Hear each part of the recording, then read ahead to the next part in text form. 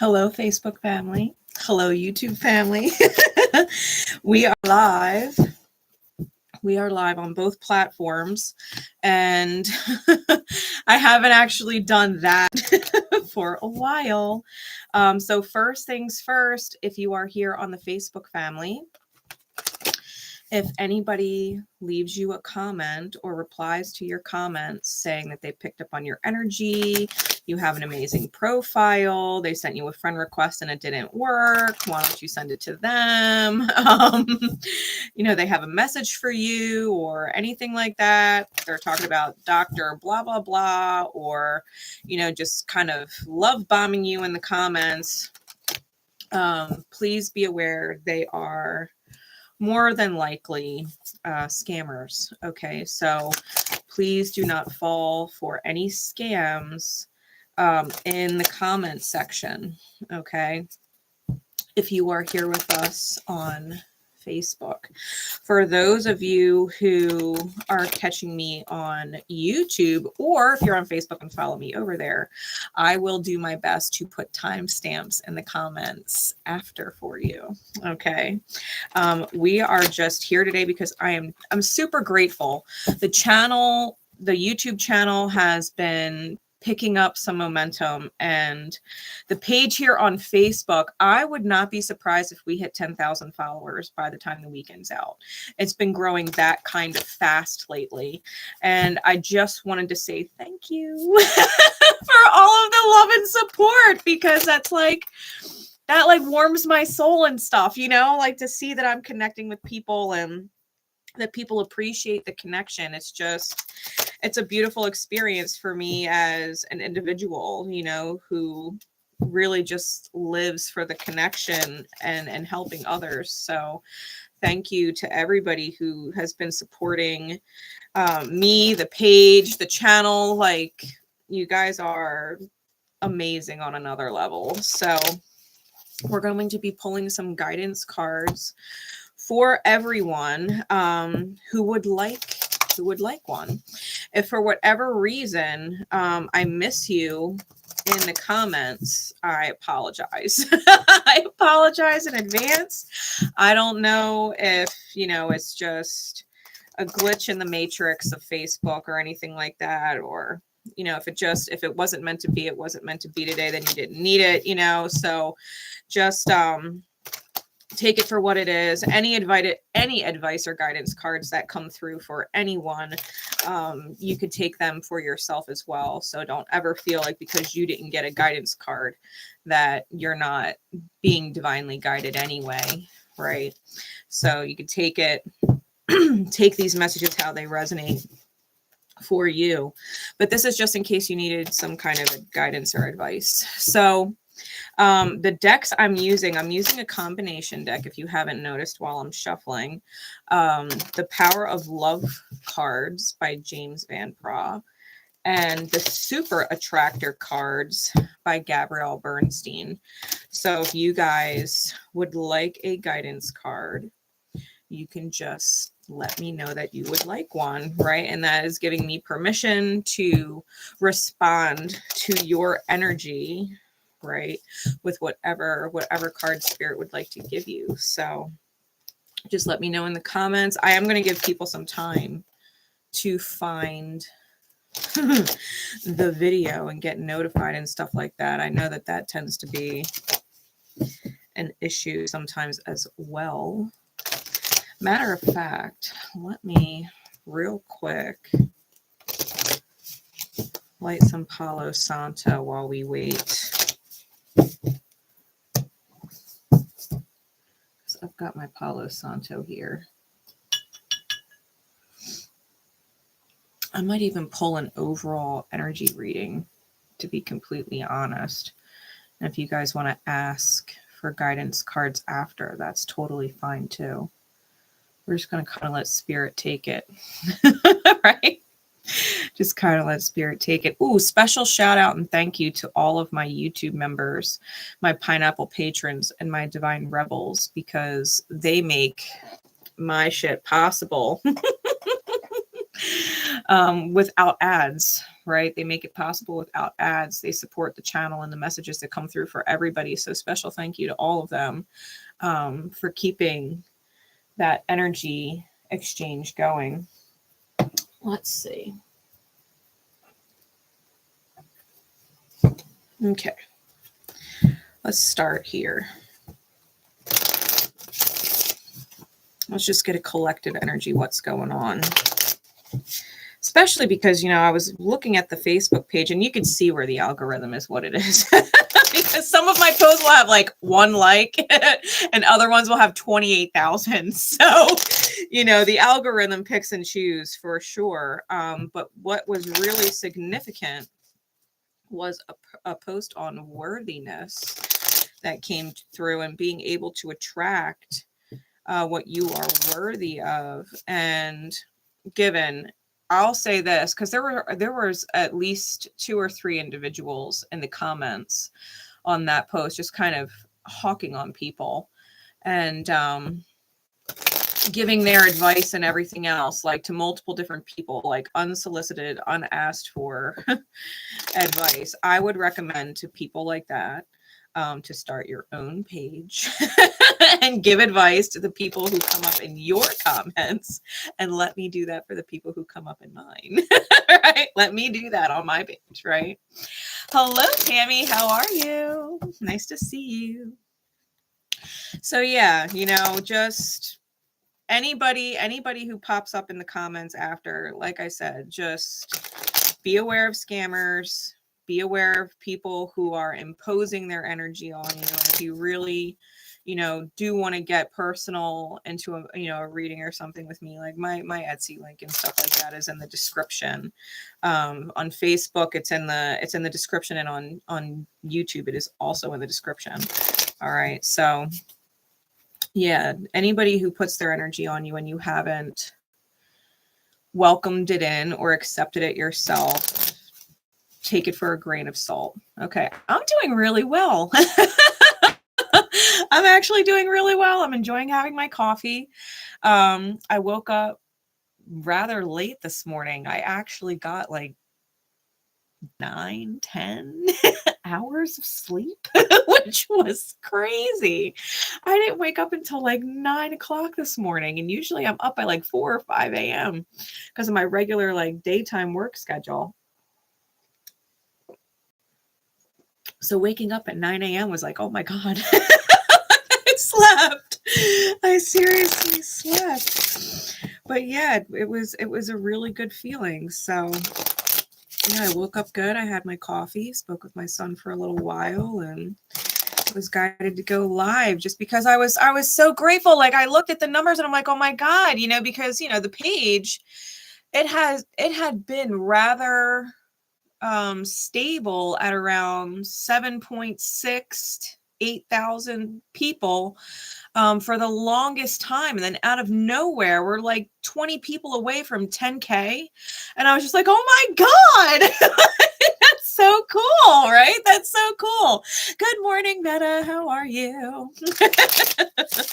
And so I was just kind of blown away. And I was just so thankful, for everybody who's taken the time to stop to follow, and catch more of what the page offers, right? What the energy gives. And so I was just like, you know what?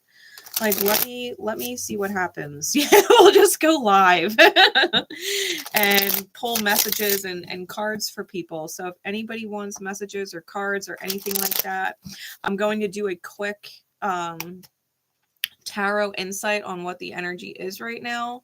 But you can ask for a guidance card. Okay, you can ask for a guidance card. I'm going to be pulling them after I get a collective read.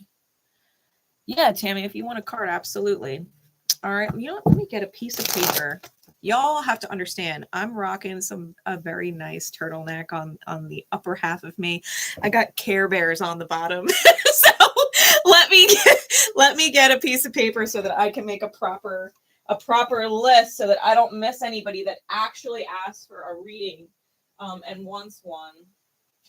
Let me get one of my Purple Dreamer Apothecary pens.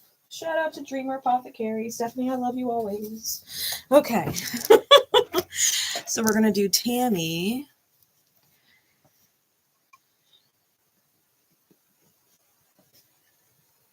Nalon. I hope I said that right.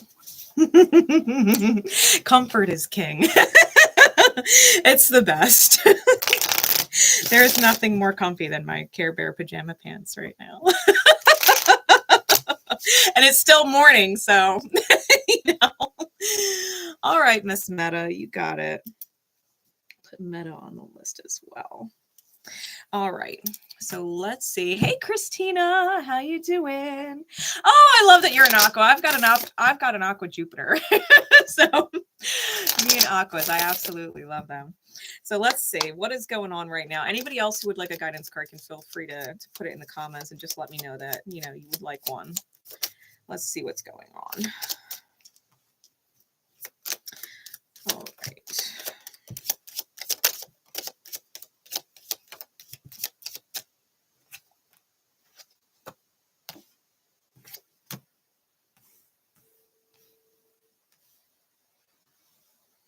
Okay.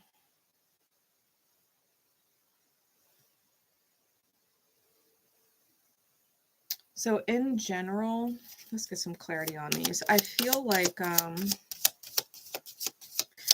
people are definitely feeling the uphill battle, that it's been difficult to recover, like energetically speaking, right, from losses. I think people want the win, and it just feels like it might feel like it's so far away.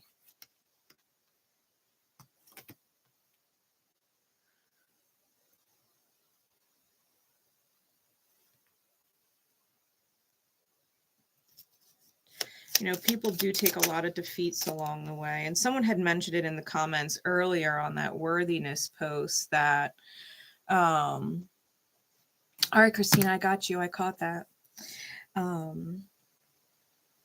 That there's a lot of frauds, right? Manipulative people, like frauds, not necessarily in like the reader sense, but the people sense, that there's a lot of fake people, right, that use and abuse the kindness of other people. And you know, people that even if you've known them for a while, like that they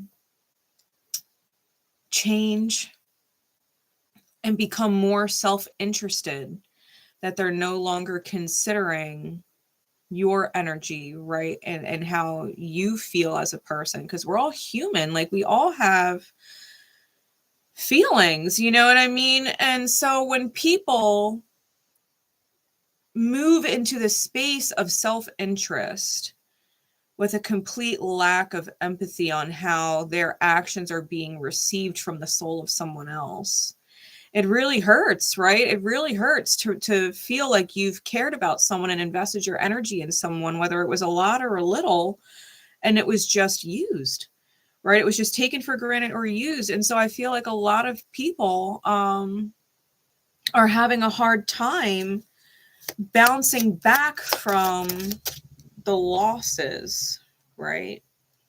That they're having a hard time bouncing back from the losses. They want that win, they want that victory, that worthiness, right, of what is better, the receiving of what is better, but they're having a hard time trusting people to stay genuine, to stay compassionate, right, to stay considerate. I think a lot of people worry, which might be a lot of the reason why people dive into unhealthy coping mechanisms, right? Why people fall into addiction. I mean, you guys know, like I'm a huge promoter of being straight edge. And I wasn't always, right? I mean, I was born in a Scorpio Pluto generation, okay? Everybody was addicted to something. And so, you know, I used to drink. I mean, I used to be a pack a day smoker. I used to smoke a lot of weed. Like I used to do a lot of that shit. used to do a lot of shopping that I didn't need to do. So, I mean, there's all kinds of different addictions out there. But I mean, if you can find a happy place within yourself, eventually you don't even feel the desire to do those things, right? You don't even want to. You truly do find yourself high on life. And I think a part of it starts with acknowledging what it is you do deserve. You know, my big answer in the comments to that post, you know, people saying, well, how do I attract what I deserve? Like, how do I do that? And my big answer was, be the person that you wish others would be in your life, and then refuse to settle for less than yourself, right? Refuse to settle for less. If other people are not meeting you at your frequency, if they're not meeting you at your energy, if they're not meeting you at the kind of character standard that you hold yourself at, then let them stay at a healthy distance from you, right? Choose who you do and don't give your energy to, because if you're the kind of person that fills others up, that is considerate, that is compassionate, that does take into consideration how other people are going to feel in response to your choices, then you're a caring and giving kind of person. And so only allow and choose people in your life who can do the same for you, right? Who consider and give and flow to you. This way it's reciprocal and you're both continuously flowing into each other. Hi, Toya, how are you? But if you allow yourself to connect with people who you want to help heal or help show, you know, that people like you exist because they're not that way and haven't experienced someone like you, to be completely honest, the chances are better than not that you're going to be taken advantage of because they've never witnessed an overflower like you. They've only learned to take, and they've only learned from their experience that self-interest is the way to exist. And if you allow yourself to be too close to that energy for too long, you are going to take a loss, right? You are going to take a loss. You have to be able to cut that kind of energy off, right? I'm doing good. Thank you. You have to be able to cut that kind of energy off. You know, if you don't reinvent yourself, you're going to go around in this Ouroboros kind of cycle, right? This infinity loop that you really don't want to stay in, right? At some point, you have to close the cycle and take a leap of faith on something else. And that involves making better choices with your energy, right? Who do you give it to and in what amount? Because I don't mind giving to someone who doesn't understand unconditional giving, right? Just because I'm doing as I'm guided, right? I feel like me and spirit have a really healthy relationship. And if spirit guides me to do something for someone with no expectation of anything in return, but to just give, right? To be in that unconditionally giving vibration without reciprocity from them, then so be it. But I don't need or have to or feel like I have to continue to give or pour to prove anything to that person that people like me exist, right? That people can just do something because it feels good to do it in the moment because we're guided to do it and there is no other reason, right?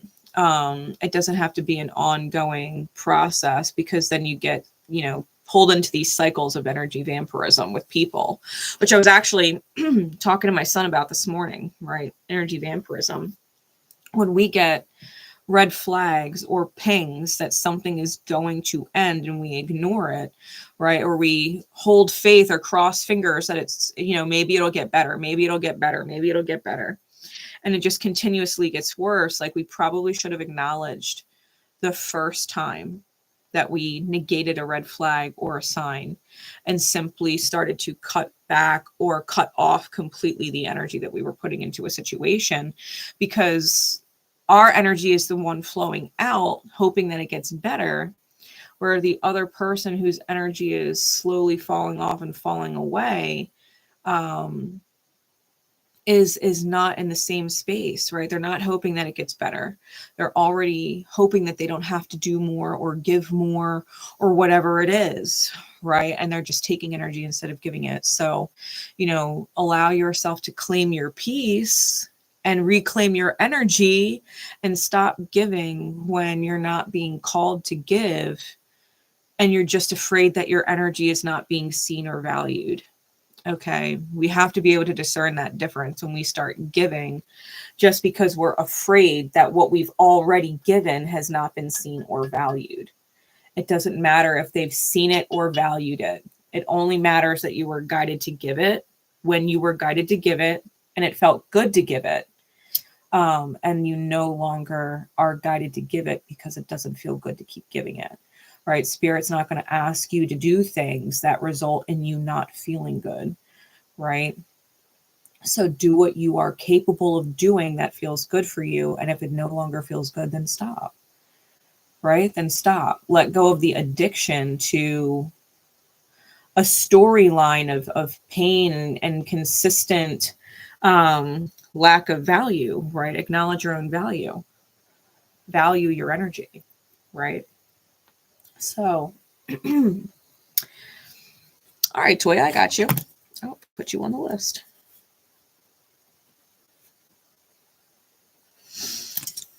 And Acro, Jake, you got it. All right. Yeah, those of you who would like a message, hey Angel, how you doing? Those of you who would like a message, just let me know in the comments. I'm going to be pulling guidance cards. All right, so this is the big energy that people are dealing with on a regular basis. They're feeling the overwhelming magnitude of the mountain that they're looking at in the healing process. Hey Megan, how you doing? They're feeling the overwhelming magnitude of the mountain in front of them, and they want the victory, but are feeling like they don't know if their luck is going to change as far as the victim mindset. You know, they've taken so many defeats from life and people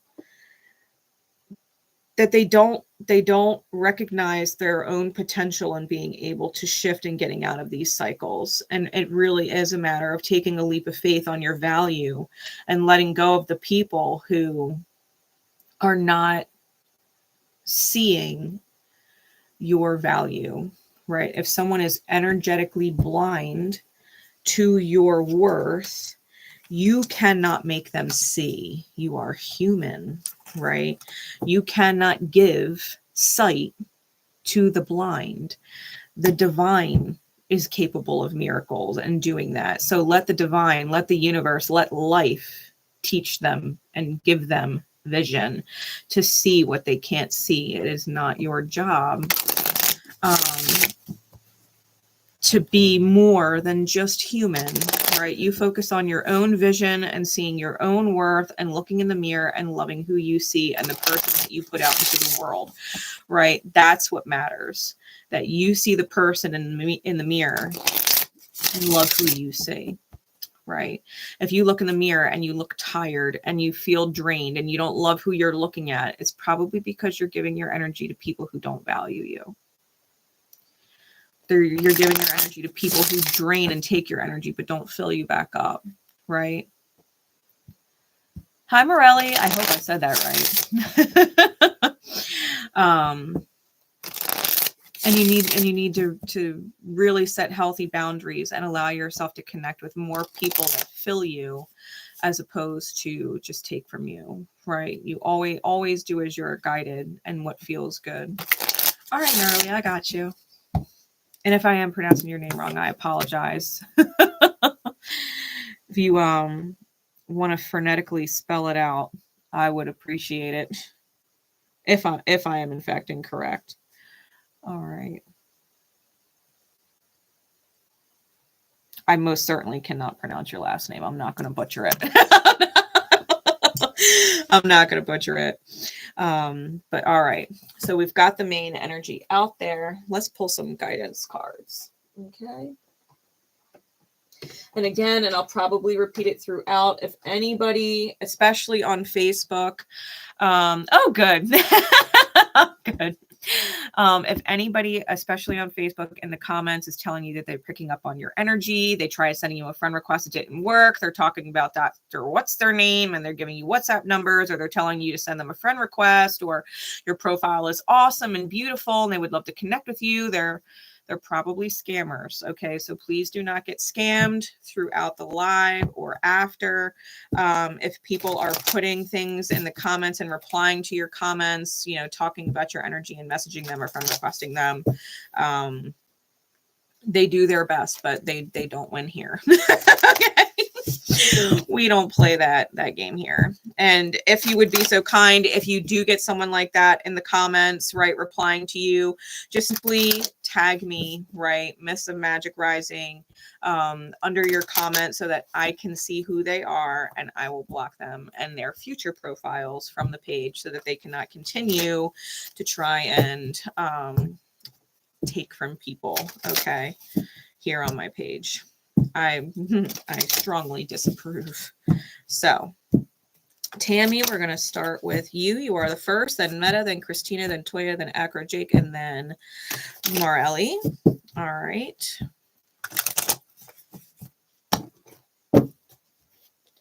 For Miss Tammy, what card above all others, please?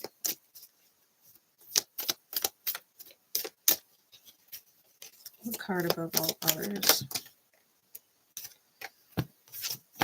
We've got 3. All right, so Miss Tammy.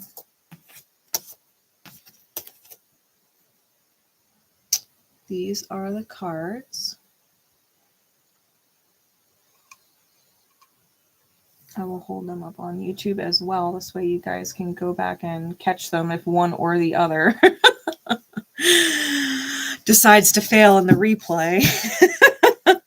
But we've got cause and effect, virtue, and being able to slow down. So cause and effect, it says, remember, you are aware that the love you create in your thoughts is an agent of change and the foundation of your results. Remember, virtue, you acknowledge your loving spiritual attributes that encourage others to grow. Hi, Mala. And I slow down and listen to the guidance that's available to me. Okay. The guidance with this. And I had this conversation with a soul sister recently.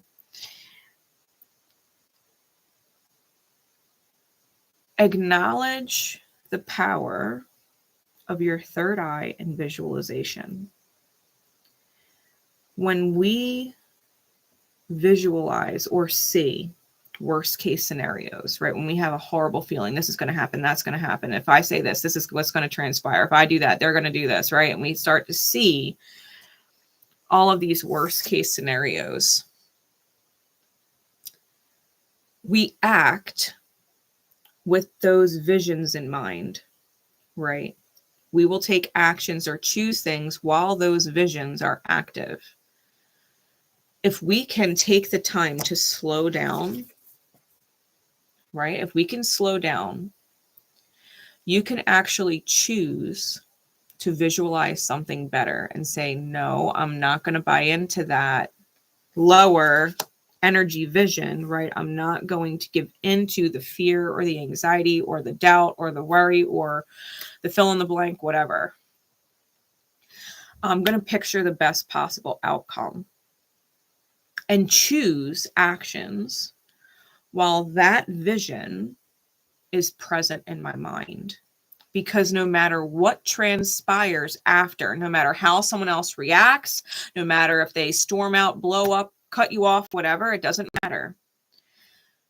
Because the ultimate vision that you were manifesting from and choosing from was that it was going to work out in the long run, that people would be happy, that you would be happier, be at peace with someone in the long run.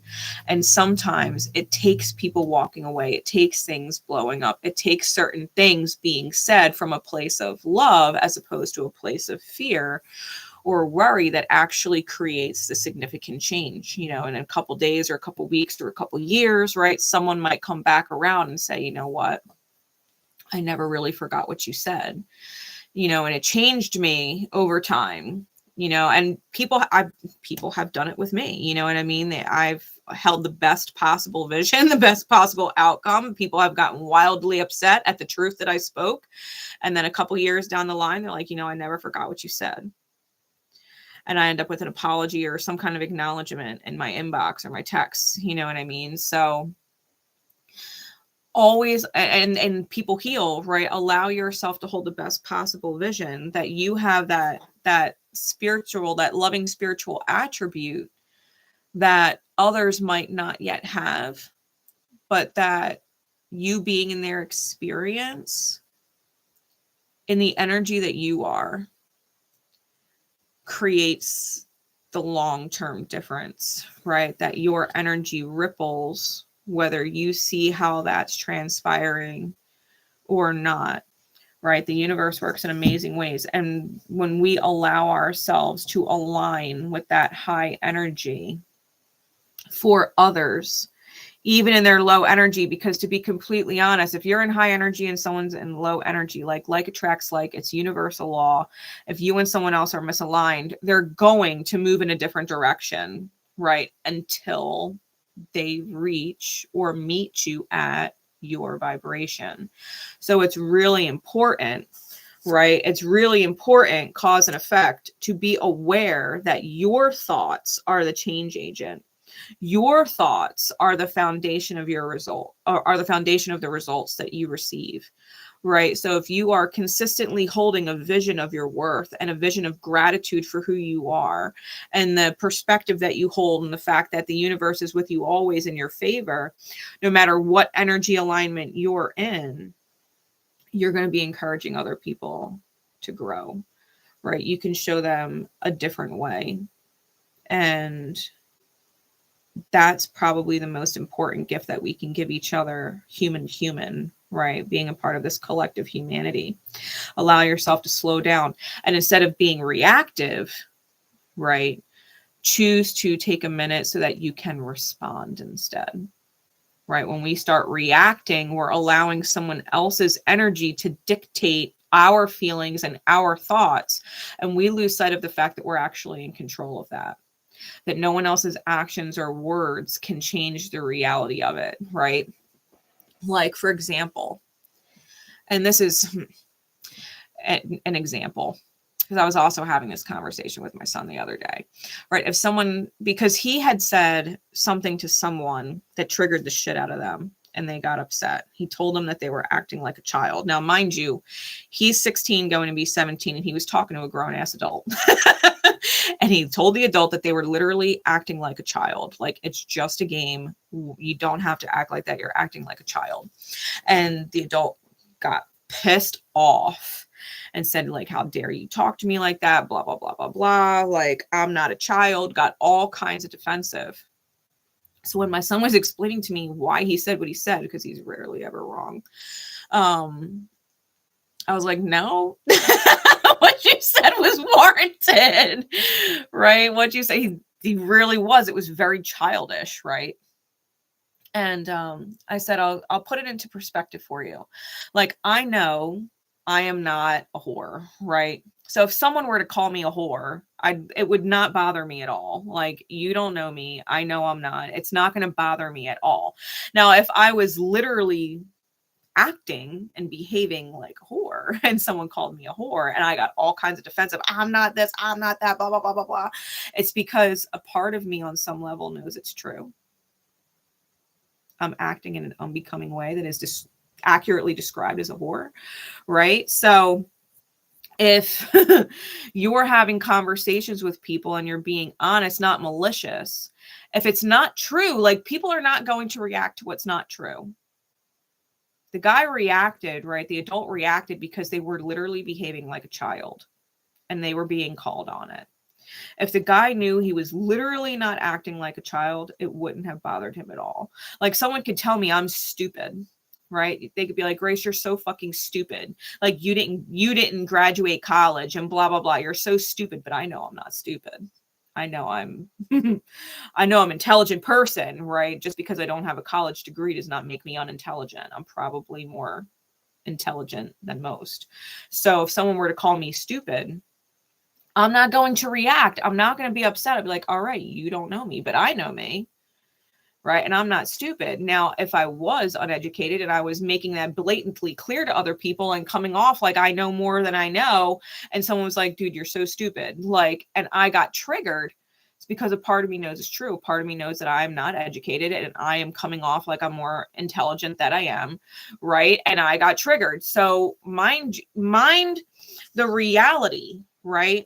Mind the reality. People cannot trigger you to believe something that is not true. People can say things to you and you don't have to take offense just because they perceive it doesn't make it true. This is like know thyself. Know thyself. People could say all kinds of things, but you can't be reactive. You do have to take that moment to just reconnect with yourself and your energy, know your intention and what you're visualizing, and being in that integrity of self, right? It has a lot to do with integrity. You know, some people have the gift and the blessing of being able to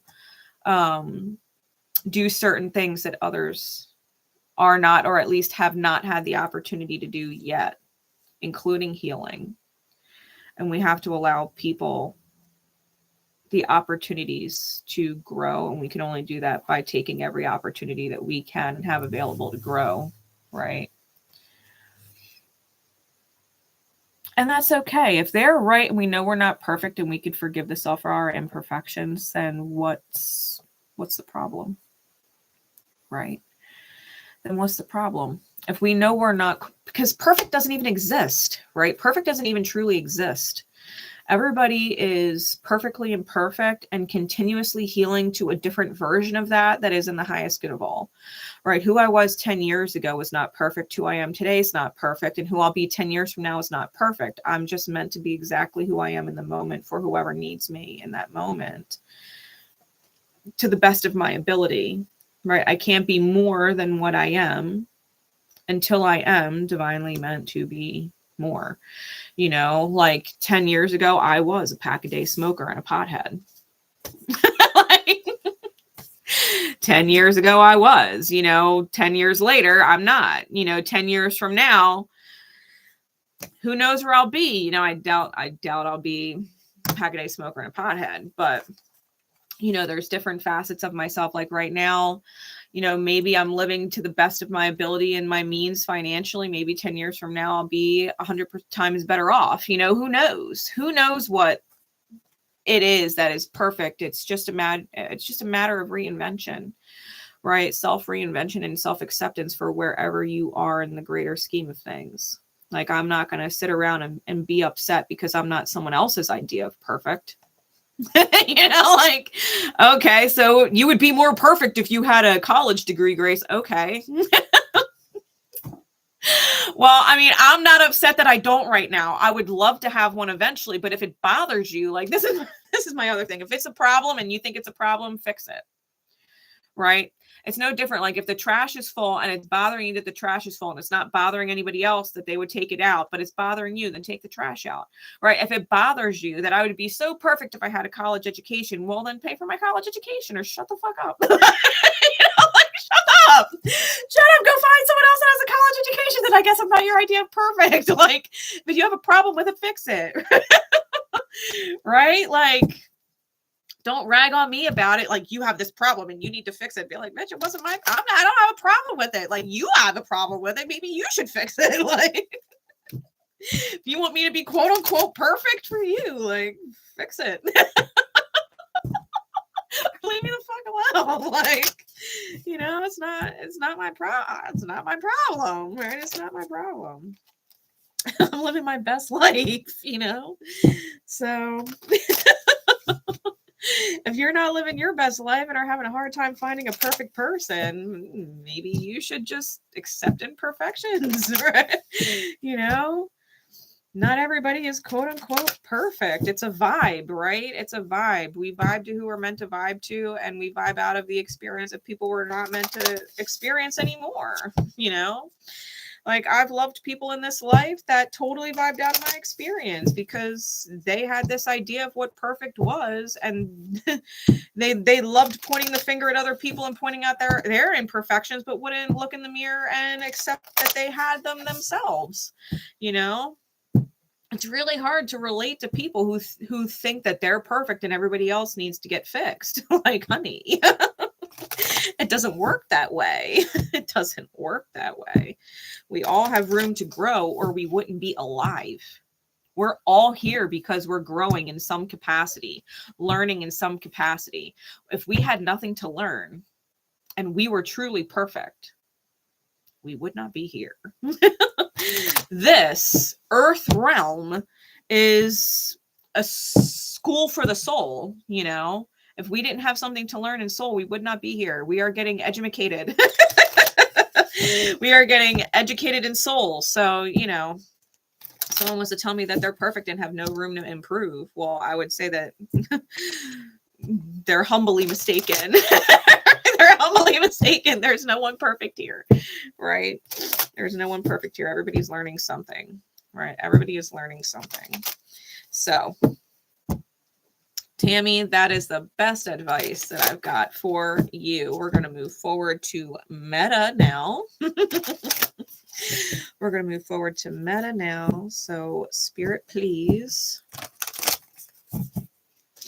What advice would you give at this beautiful divine time for Miss Meta? Mind you, I am taking yeses, I would like cards from both Facebook and YouTube. So, you know, if I miss your comment for whatever reason, I am so sorry in advance. Please take the beautiful guidance messages that came out for others and, you know, receive what you need from those. Okay.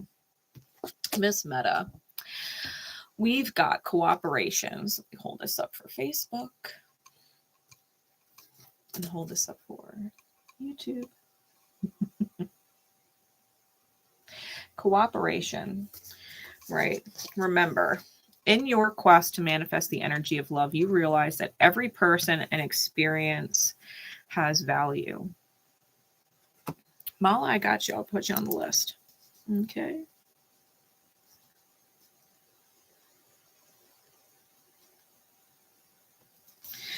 Every person has value. Our relationships with most people, and I'll give a wonderful example, right? Especially if you grew up in my generation or even prior, because it was more prevalent and around then. We grew up with shows like Family Matters and Full House and Roseanne and, you know, all these different shows where, you know, the family was together for a series, right, of years, right? Some of these things went on for decades, right? Different shows where families were on screen for over a decade, right? And Kimmy Gibbler was always best friends, you know what I mean, with one of the actors on the show. And so, you know, we see these consistencies, right? Well, they've been best friends the whole show. They've been family and together for all this time, right? They always work out their issues at some point and everybody is kumbaya happy in the end. And it's not the case in real life. It's not the case in real life. People are more transient, right? People are actually in reality more transient. You're lucky if you have someone stick around in your life for 10 years. It's a blessing, right? We're all in this energy, knowing that every person and every experience has value in our quest to manifest the energy of love, which starts from within the self, right? It starts within the self. Hey, Kathy, how are you? So if you are of the awareness, right, that you and spirit, the universe, whatever you want to call it, God, it doesn't matter what you call that energy that is greater than yourself, that is higher than your human self. If you and spirit are cooperating in this soul school of an experience, to learn what it is truly like to love yourself and the divine connected to you at all times that loves you unconditionally, that you would go through certain experiences with certain people in order to learn how to truly love who you are and choose to be, right? Because there was, and I'll give an example, right? You can be a person who used to fly off the handle, right? Maybe you were a person who used to flip out and fly off the handle and then start throwing daggers at somebody to hurt them because they've hurt you, right? And at the end of the day, it doesn't really feel good to be that person, because even if they were mean to you, even if they warranted the response, right? The reaction that you had at the time, between you and you don't actually like that you went there. You don't like that you let somebody put you in that kind of energy where you felt the need to pop off and snap, right? That you would be remembered as a person who said nasty, mean things instead of being the bigger person, right? So people could say, well, I am who I am. But if you don't actually feel good about who you are, then you are within control of yourself and are able to change it, right? Maybe next time someone pushes you to that place, you just simply choose to keep a calm, cool, and collected demeanor. Maybe you choose to speak to them in a respectful way, despite their disrespect. Maybe you choose to walk away. Maybe you choose to stop answering your phone. Maybe you choose to shut it off after they call you, hang up on you, call you back, cuss you out some more, hang up, and it's like, dude, I'm just going to block your number for now, because I don't deserve to receive your phone calls. You know what I mean? Instead of popping off at them back or trying to call them back or whatever the shit that people do, right? If you can accept that every person in your experience holds value and is teaching you to be a better version of yourself that you self-approve of, right? I don't need somebody else to tell me I'm this or I'm that. Like, someone might say, well, if you don't put them in their place, you're weak. Like, a strong person would stand up for themselves. And I look at them and be like, I did, though. I did stand up for myself. I don't want to look in the mirror and see somebody who loses control and snaps and becomes ugly. I don't want to be that person who stands there and takes it because, I'm weak if I walk away. No, I showed myself a great deal of strength because I was able to walk away from somebody and tell myself that I don't deserve to actually take that kind of experience beating with someone else, right? And I don't feel bad about the person looking in the mirror, because the person looking in the mirror was strong enough to not lose their shit and become vicious or vile back just because that's what someone else is projecting that they deserve to receive, because they self-loathe, because they have issues with themselves and are trying to prompt me to validate their self-belief. No, I'm not going to validate that you're an ugly person and deserve ugly communication. No, I'm not going to validate that you're a wounded person, but you don't deserve the wounds that were inflicted on you. I'm not going to wound you further. I'm not going to validate that you're a piece of shit by calling you a piece of shit because you're acting like a piece of shit. You're going to have to come to terms with the fact that you're acting like a piece of shit and not feel good about it when you look in the mirror and choose to change it. I'm not going to validate your false belief just because you're wounded. Doesn't make you a piece of shit. You're wounded. You were taught incorrectly by someone else who also had a pretty shitty perspective of themselves, right? A pretty shitty value of themselves. I'm not going to feed into it. So cooperation, right? Cooperation is realizing that every person and experience has value in order to get you closer and closer to a version of yourself that you approve of and can believe in, right? Hey, Sandy, happy Saturn day. Right? So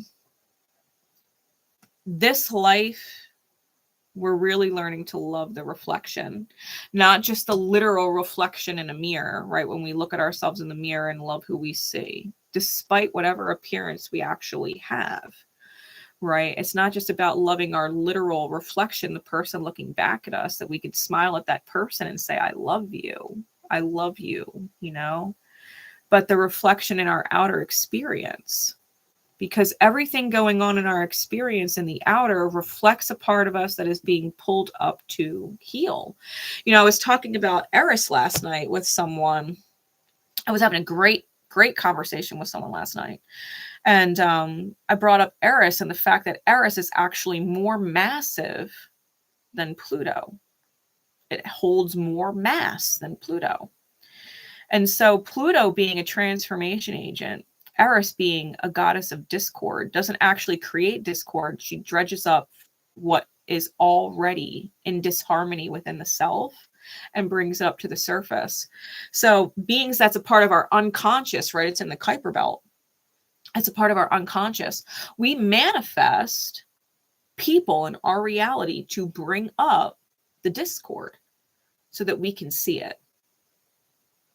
They're not creating disharmony in our reality. We have disharmony within the self, and they're in our experience, in our reflection, inner reflecting in the outer, right? So that we can see it.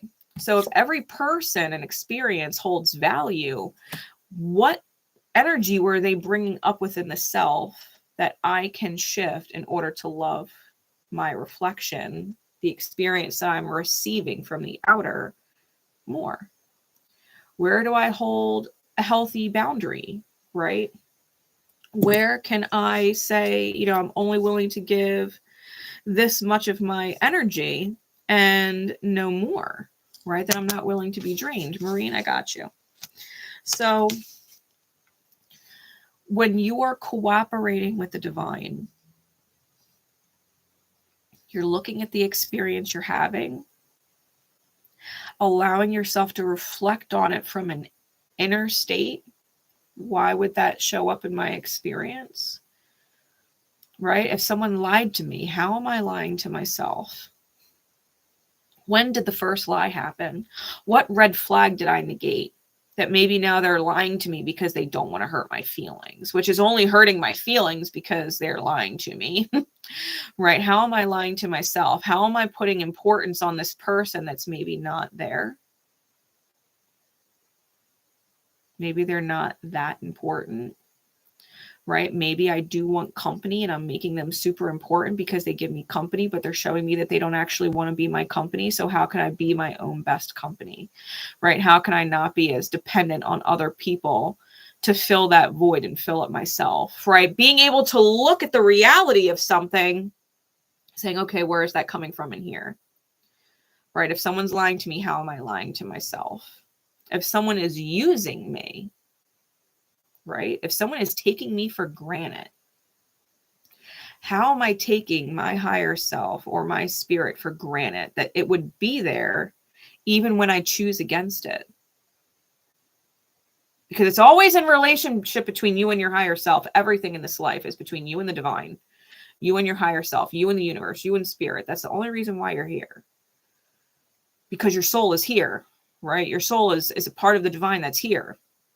Once you die, your soul leaves the body. Your lights are out. Like, you no longer have experience here, right? So the whole experience, the whole outer experience is between you and your connection to your higher self, whatever that higher self is. So cooperate with your higher self. Why is your higher self pulling a certain experience into your reality to heal, right? If this is soul school, if this is soul school, how can you heal so that you are no longer manifesting the same experience, right? So that you're no longer experiencing the same experience, knowing that not all of it came from this life either, right? We have past life stuff that we deal with, and we don't know why we deal with the same pattern over and over and over again. And it's because we never healed it from a past life. Like, I did a whole big thing on Sedna, you know, and the video that I did on YouTube about the new moon in Scorpio, right? Because it was Sedna's 20th birthday since her discovery in 2003 on November 14th. And she's a planet that is no longer dependent on the other planets in our solar system, but still exists and revolves around our sun, which is, you know, the collective self that gives us all life and light. That's our light. And it's still relevant, you know? So psychology, spirituality, astrology, it really is all all connected. I tell you, I'm going to end up writing a book one day. Watch. All right, Sandy, I got you.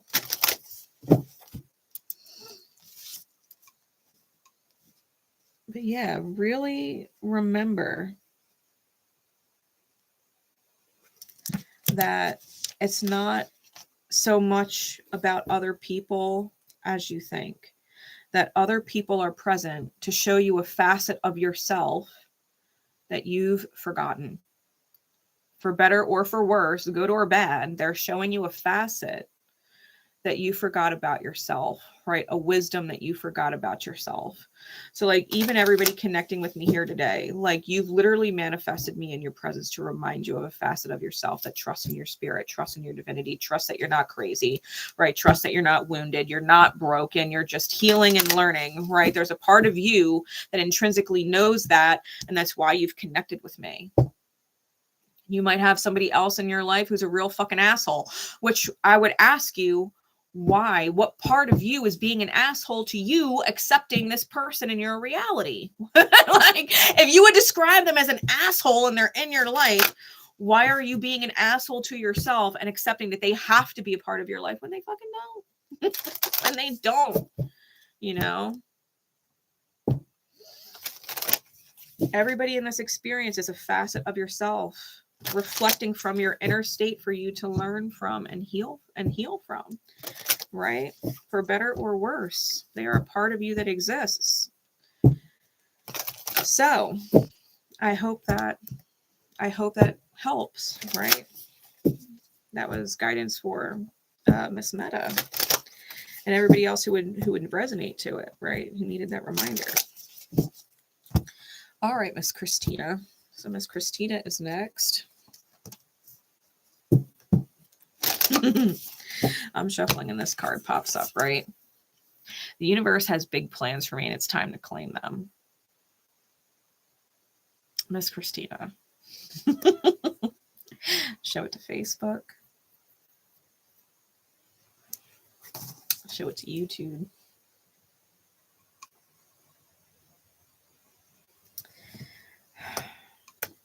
If we aren't all here to graduate from soul school, right?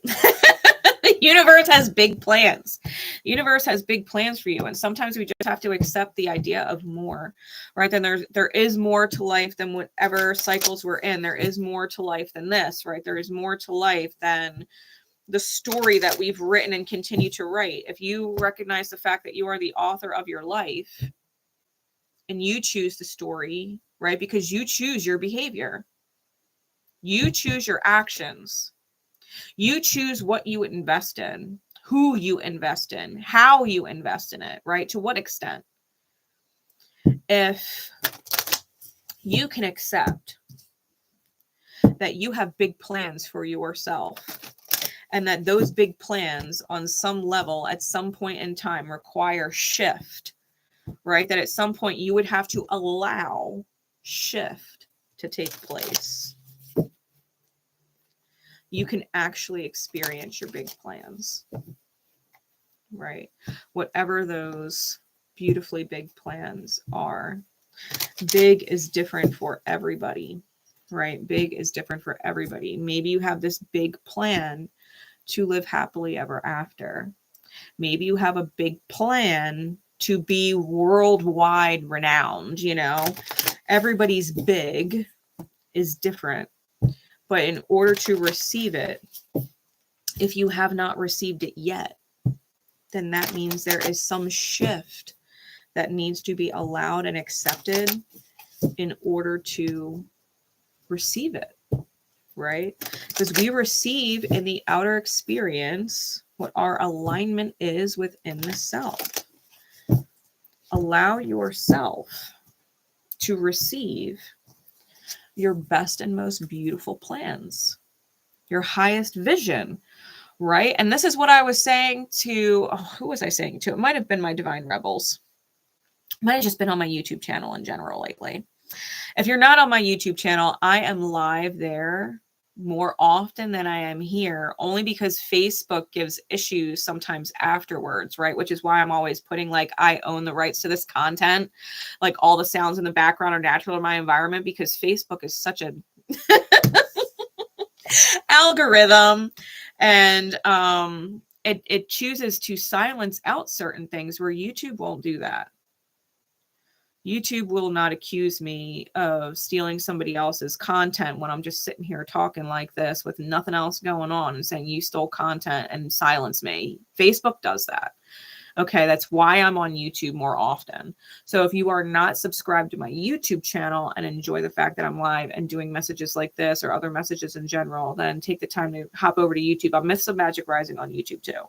Okay, so it's easy to find me. Myths of Magic Rising across all platforms. But yeah, understand, universe has big plans. It's time to claim them. You've probably been prompted to some kind of shift lately, some kind of change lately, and have been talking yourself out of it or telling yourself you're not ready, right? Whatever it is. So trust, if you're holding your highest vision here, right? And this is what I was getting at. If you're holding your highest vision here, don't bend or shift or change your highest vision for other people. If you meet somebody new and you start to picture life differently, then you're technically losing sight of your highest vision and you're forcing a new vision. Now, you can change your highest vision whenever you want to change it. Okay. But if you have a highest good vision, just because you meet somebody new doesn't mean your vision has to change. People are either going to be in alignment with your highest good vision or they're not, right? Like my highest good vision, right? I am growing old with my best friend and I've got crystals all around my house and they love sage as much as I do, right? And they love Palo Santo as much as I do. And they love astrology. So if I meet somebody who's really awesome, but they're not into astrology and they can't stand the smell of sage, it makes them sneeze or cough or whatever, and they're not a huge fan of crystals, they don't get it, they're just dust collectors. Well, why would I start to change the vision of my life to fit that person and grow, quote unquote, happily ever after with that person, if that means my crystals are no longer present and my sage is no longer present, or I can't go live anymore and do my readings and my work, my soul work, because they don't understand it, right? Just because I met them and I have some attraction to them. Don't change your vision.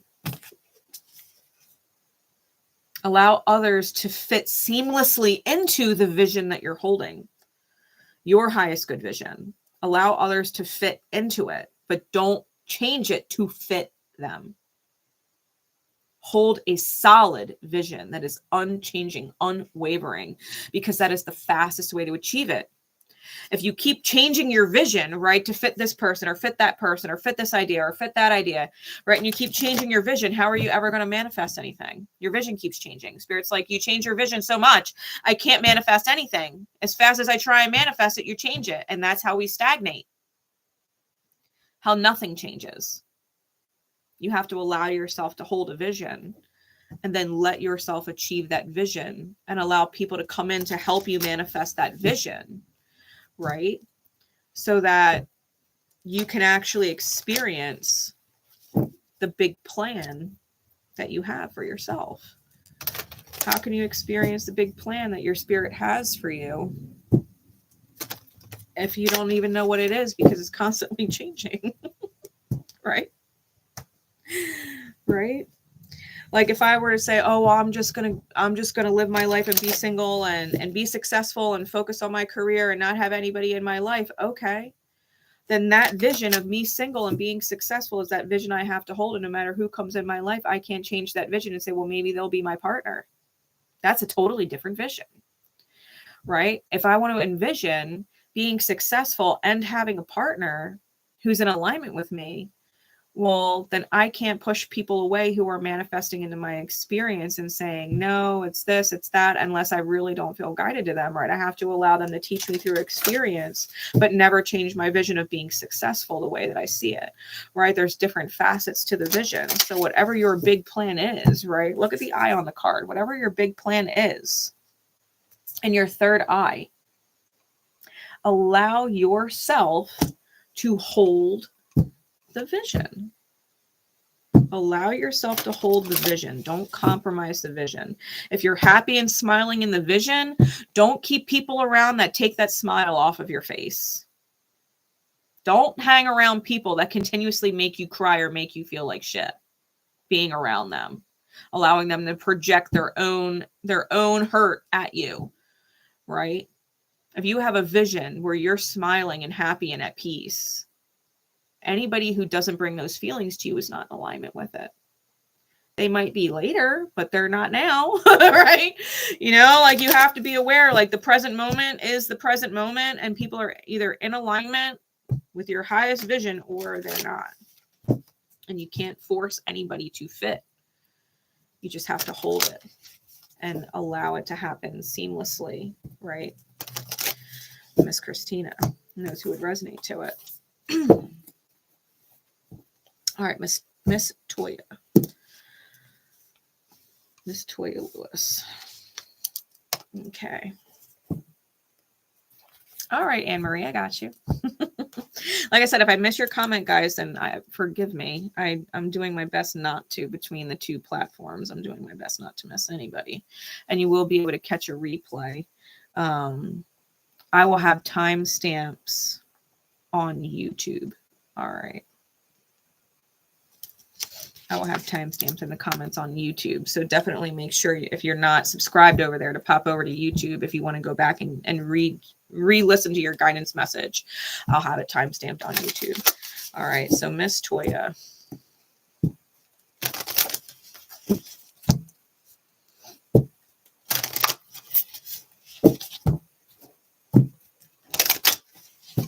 What guidance card above all others, please, Spirit? For Miss Toya. And anyone else who needs it. Let's see. Compassion.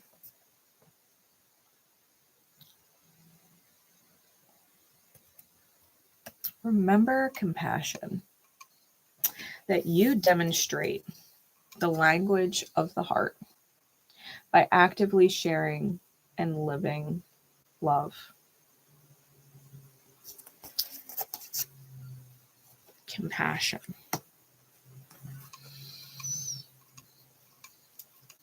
Compassion is not being a pushover. Okay. Let's make that really clear for everyone. You can hold compassion for someone because you know they're wounded and they need to heal. But that does not mean you are a pushover, because you also need to hold compassion for yourself at the same time. Technically, if you show yourself compassion, that is a high vibratory energy. And as within and so without, you are giving them their best healing by showing compassion for yourself. So yeah. A mundane example. Maybe every single day you cross this homeless person on the street, and every day you give them a couple dollars because you have it. Maybe one day you have the couple dollars, but you really, really need it. You can give them the $2 anyway and show compassion for them, but then you put yourself at a loss. Or you can keep the $2 that you need, knowing that that homeless person may also need to show themselves compassion, right? And or trust that they're going to receive it from someone else, and that you are not the only means through which they can heal, thrive, learn, whatever in life. Compassion is knowing when you are capable of giving to someone else in order to make their experience better, and when you need to hold compassion for yourself so that they can learn the same thing, right? Knowing that you are not the only one capable of saving other people, right? Like even me as a reader on Facebook and YouTube, you know, being the person that I am, if someone is disturbing my peace, it is not my job to convince them of what it is that I know working for them. I can simply say, I'm going to give so many opportunities and explanations, and either you're going to click or you're going to refuse. Either it's going to make sense to you and you're going to slow down and receive it, or you're going to continue to come at me with whatever adverse energy you're coming at. It's not my job to heal everybody. There are other beautiful healers in this life, whether they are lights like me doing what I'm doing, or if they're shadow catalysts and someone is going to teach them the hard way. Either way, we have multiple beautiful teachers in this life. We don't have to be the one to teach everybody or heal everybody, right? So that is compassion for the self. We don't have to be the one to heal everyone else.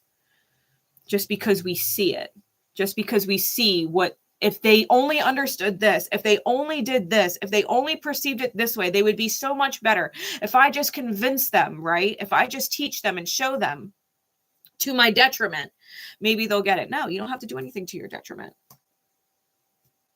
Hey, Chardon, how are you doing? I got you. I'll put you on the list. Right? So it doesn't matter who it is, right? This is the epitome of doing as you're guided. You can help and show compassion to whoever you feel guided to show compassion and love to. But the minute they start to take advantage of it, the minute it no longer feels good to give to them, then you have to show compassion for yourself. That's the language of the heart space. What is good enough for you to give to other people is good enough for you to give to yourself.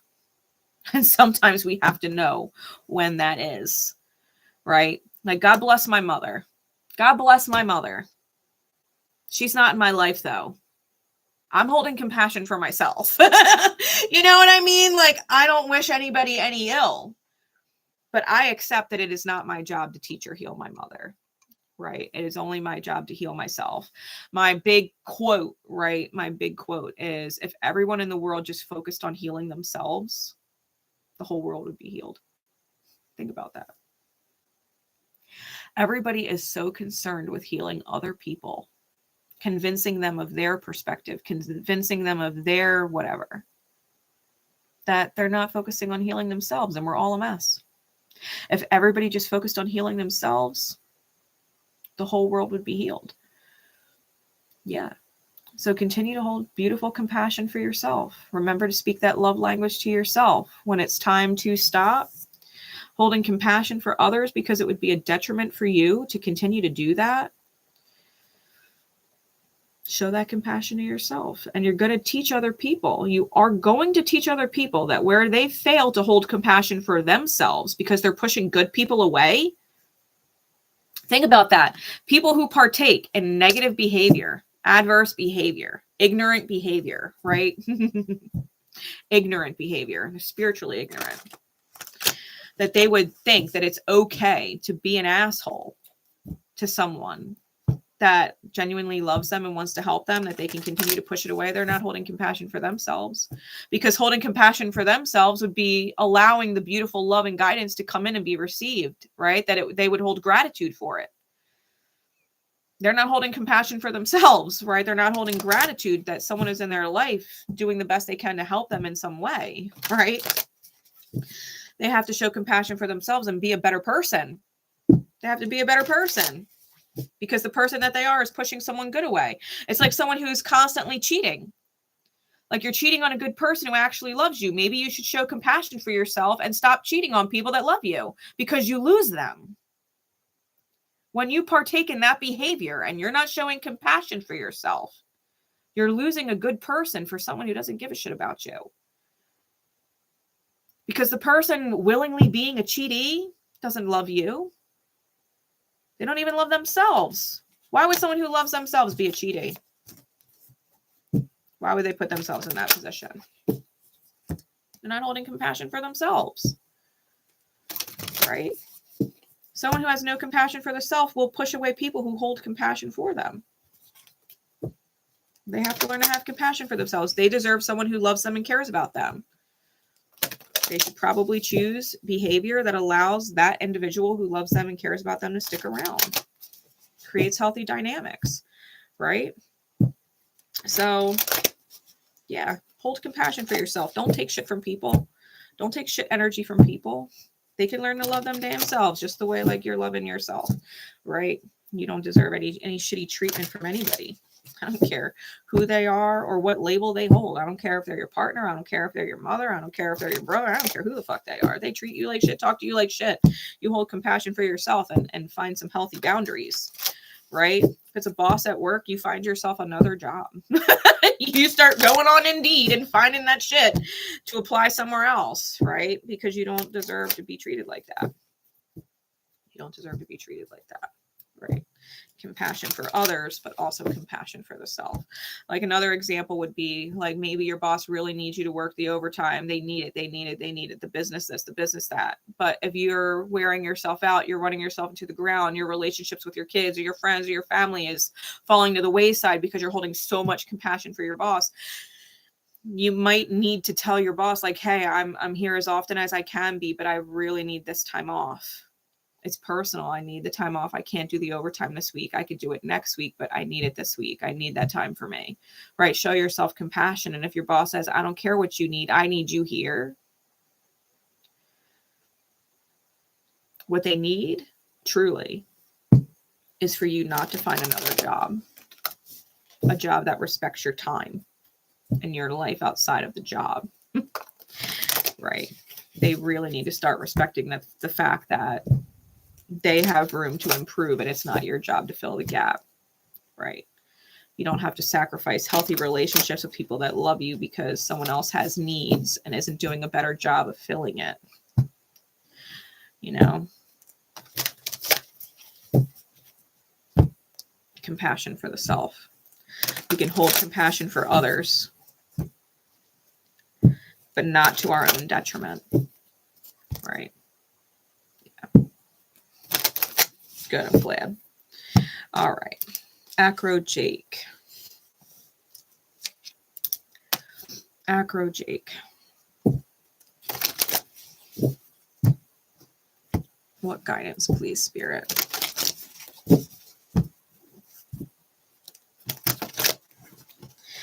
What guidance at this time?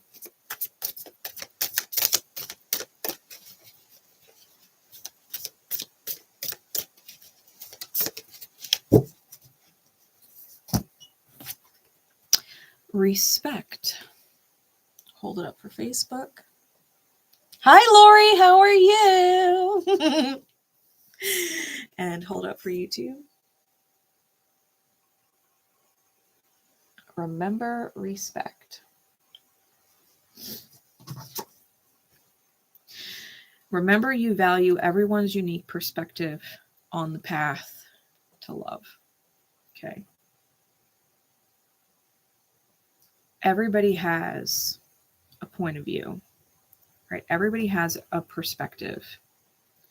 And I've talked about it before, like when we're born into this life, our eyes, our ears, our bodies start to have an experience that shapes our perspective.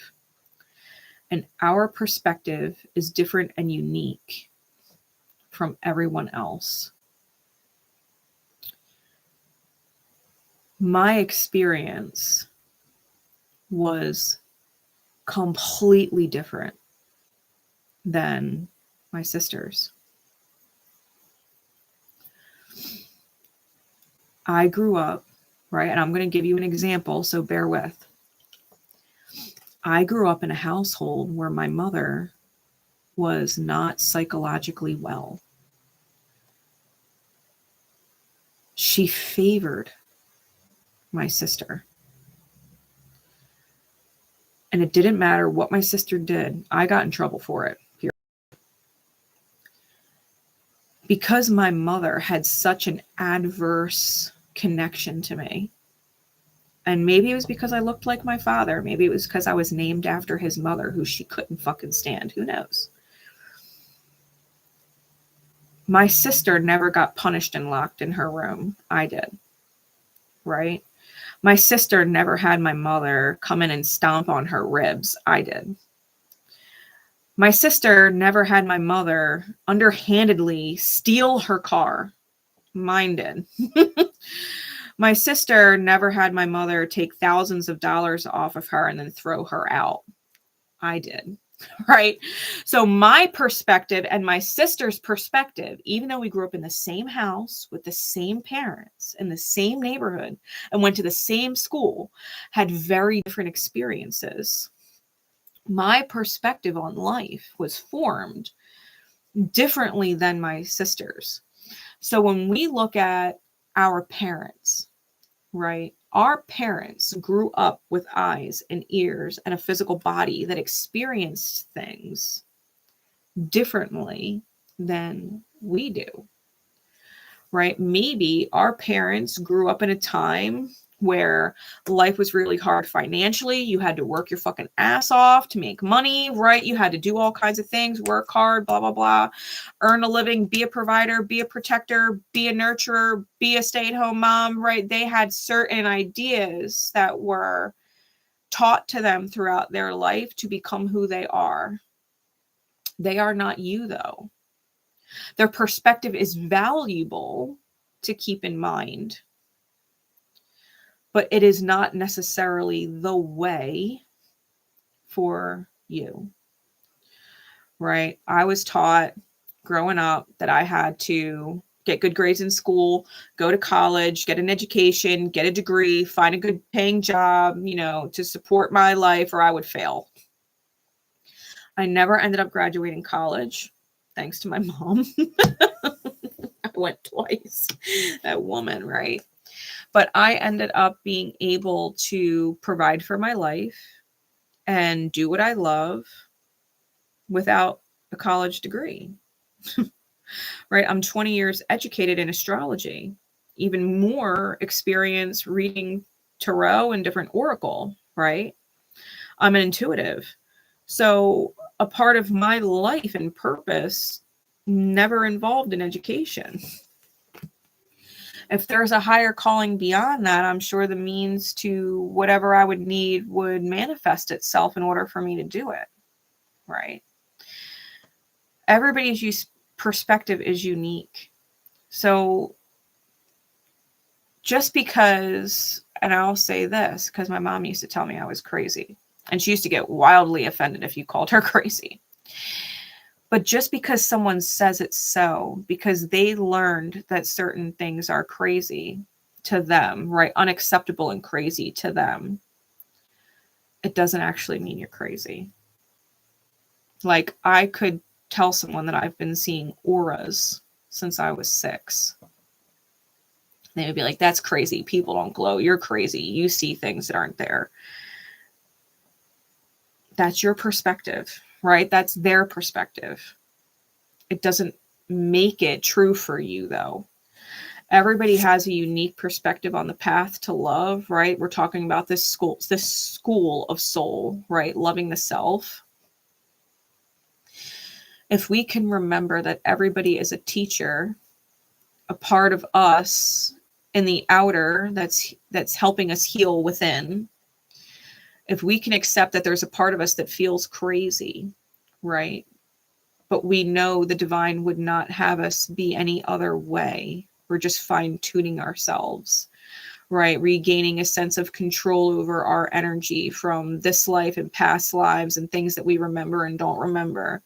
Everybody has a unique perspective, but it's all only serving one purpose, and that's to be someone that you love looking at in the mirror and in your reality, right? I used to be around people who, growing up and living in my house, I used to be around people who I felt horrible all the time. I felt sad all the time.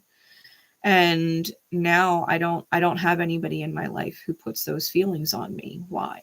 Because I've healed that part of my mirror. That inner doesn't reflect in my outer anymore because it doesn't need to heal. I've healed it, right? I love who I am. And so I'm surrounded by people who love me. I accept who I am. So I'm surrounded by people who accept me as I am.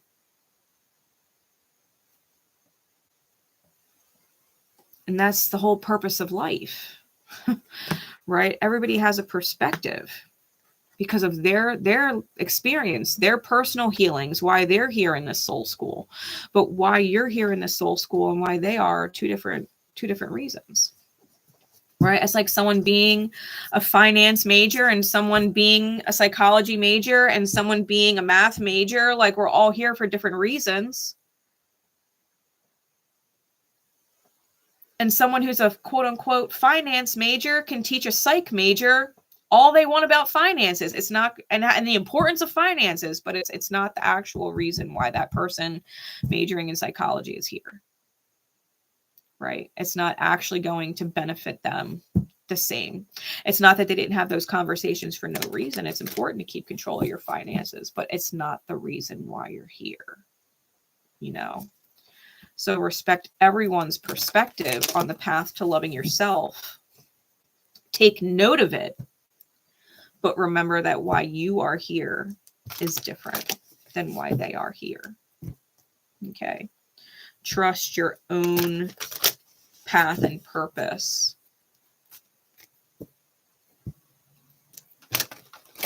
It's important for it to be authentic, right? It's important for it to be authentic to you. Okay. Respect their perspective, but don't make it your code and creed if it doesn't actually work for you, right?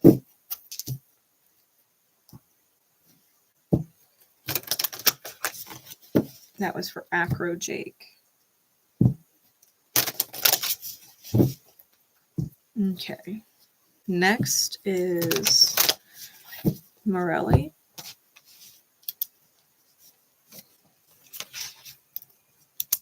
What guidance, please?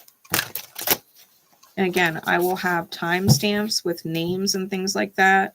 First names, because no one's first name is the same at this point on YouTube. Okay, so if you want to go back, and receive your guidance message because life is going on and, well, I'm chatty. You can pop into my YouTube channel, and on Facebook, it's linked in the description.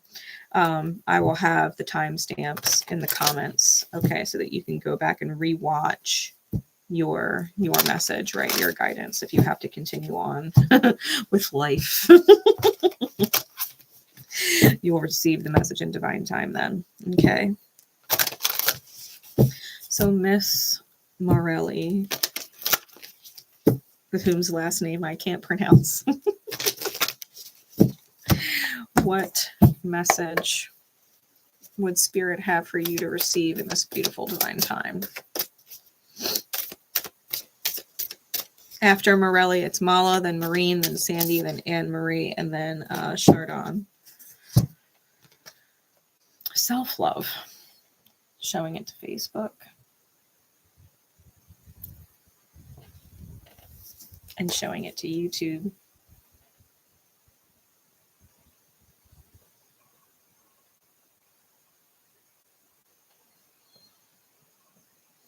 Realizing that love of self is necessary to love another. It's so important.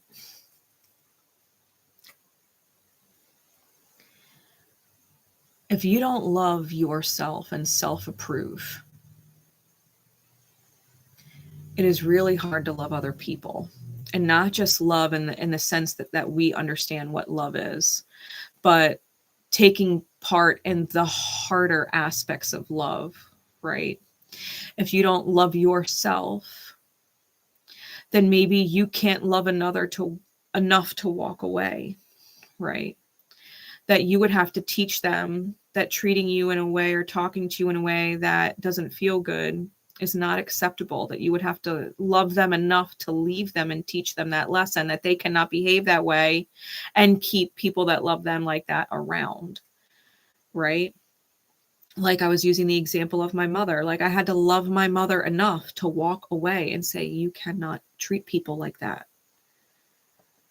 You can't treat people like that, right?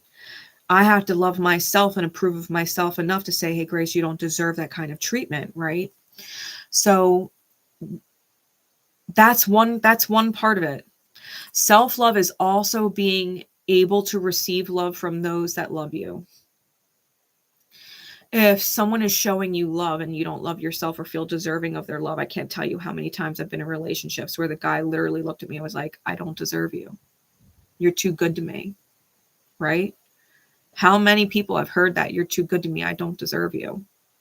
And then they sabotage the relationship and it can give you no choice but to leave them, right? Self-love is also the understanding that someone who is loving you, that you deserve to receive it, that you deserve to be considered, that you deserve to be appreciated, that you deserve to be held in a place of compassion from someone, that you deserve to be complimented and treated well and seen, right? That the little things that you do don't go unnoticed, right? Self-love is choosing to be around people who are grateful for you and show with their actions and their words that gratitude. Self-love. You have to love yourself because it is necessary to love another. 100%. If you don't love yourself, then you're going to tolerate mistreatment. If you don't love yourself, you're going to push away people that love you, and they deserve your love, right? It's necessary to love another. It's necessary for reciprocal relationships, right? Healthy ones. If you don't love yourself, you're going to have a hard time accepting love in from other people or creating boundaries with people who don't love you the way you deserve to be loved, right? Who love you the way you love. If you can do that, if you can start to be consciously aware of that loving yourself is important, right? The relationship dynamics that you have with people in this life are going to change. Some people are going to have to exit stage left, and some people are going to have to enter in, right? You're going to lose certain characters and receive new ones, and that's necessary. If you're going to love another person, it should be because it's also making you feel good to love them. Otherwise, it's not self-love, right? We can't love people who abuse our energy, because then we're really not loving the self. We are abusing the self by allowing those people to continue in our life and trying to love them into changing. Right. So keep that in mind, that self-love is important. It's 100% necessary. People so often show love and kindness and compassion and consideration and all of this energy to the people who don't give it to us back. And then the people that do that get like friend zoned and shit. And we don't love them back. We don't feel the same way. Why? Why don't we feel love for someone who's loving us? It's because something's not healed. We're not self-loving, right? On some level, we were taught self-loathing and that we're not deserving of being loved that way. And so we push it away. And then we give to others what we wish that we would receive, who are in a state of self-loathing because we wish that we could receive it, being in a state of self-loathing. The mirror of things, right? It should be attractive to be loved by someone. It should be attractive that we would want to love the people who love us, right? That should be the most attractive thing about them, that they love us and show us that kind of love, that we would want to be around them all the time and give them the same energy in return. That's what self-love really is. Loving the people who love us. It's reciprocity, knowing that we deserve to be loved and that they deserve to be loved, and that we are blessed to be able to see them and their value and do that for them, because that's what they do for us. They see our value and give us our value, what we deserve, and that's love, right? So really take note on who you're giving all kinds of love to that is not giving it back to you, and who you've been putting off or not reciprocal with in your own energy that has been giving such beautiful energy to you, right? And really start to ask yourself why you're not attracted to people in any kind of relationship dynamic, right? Why you don't want to spend more time with people and love and appreciate people who show you that kind of love and appreciation for just being who you are, you know. That was from Miss Morelli. All right, Kathy, I got you.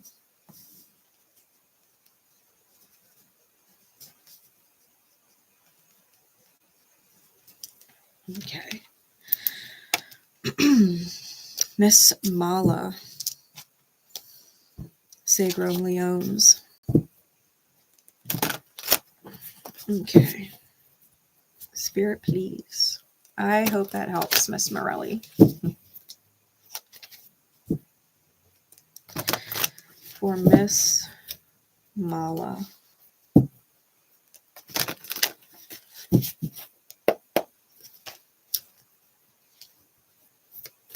Yeah. That's the best advice Spirit can give you. Good.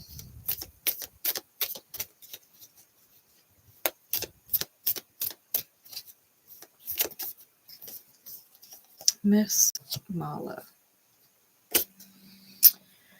When I introduce joy to a situation, I change the vibrational frequency of what's happening around me. I'll show it for Facebook. And for YouTube.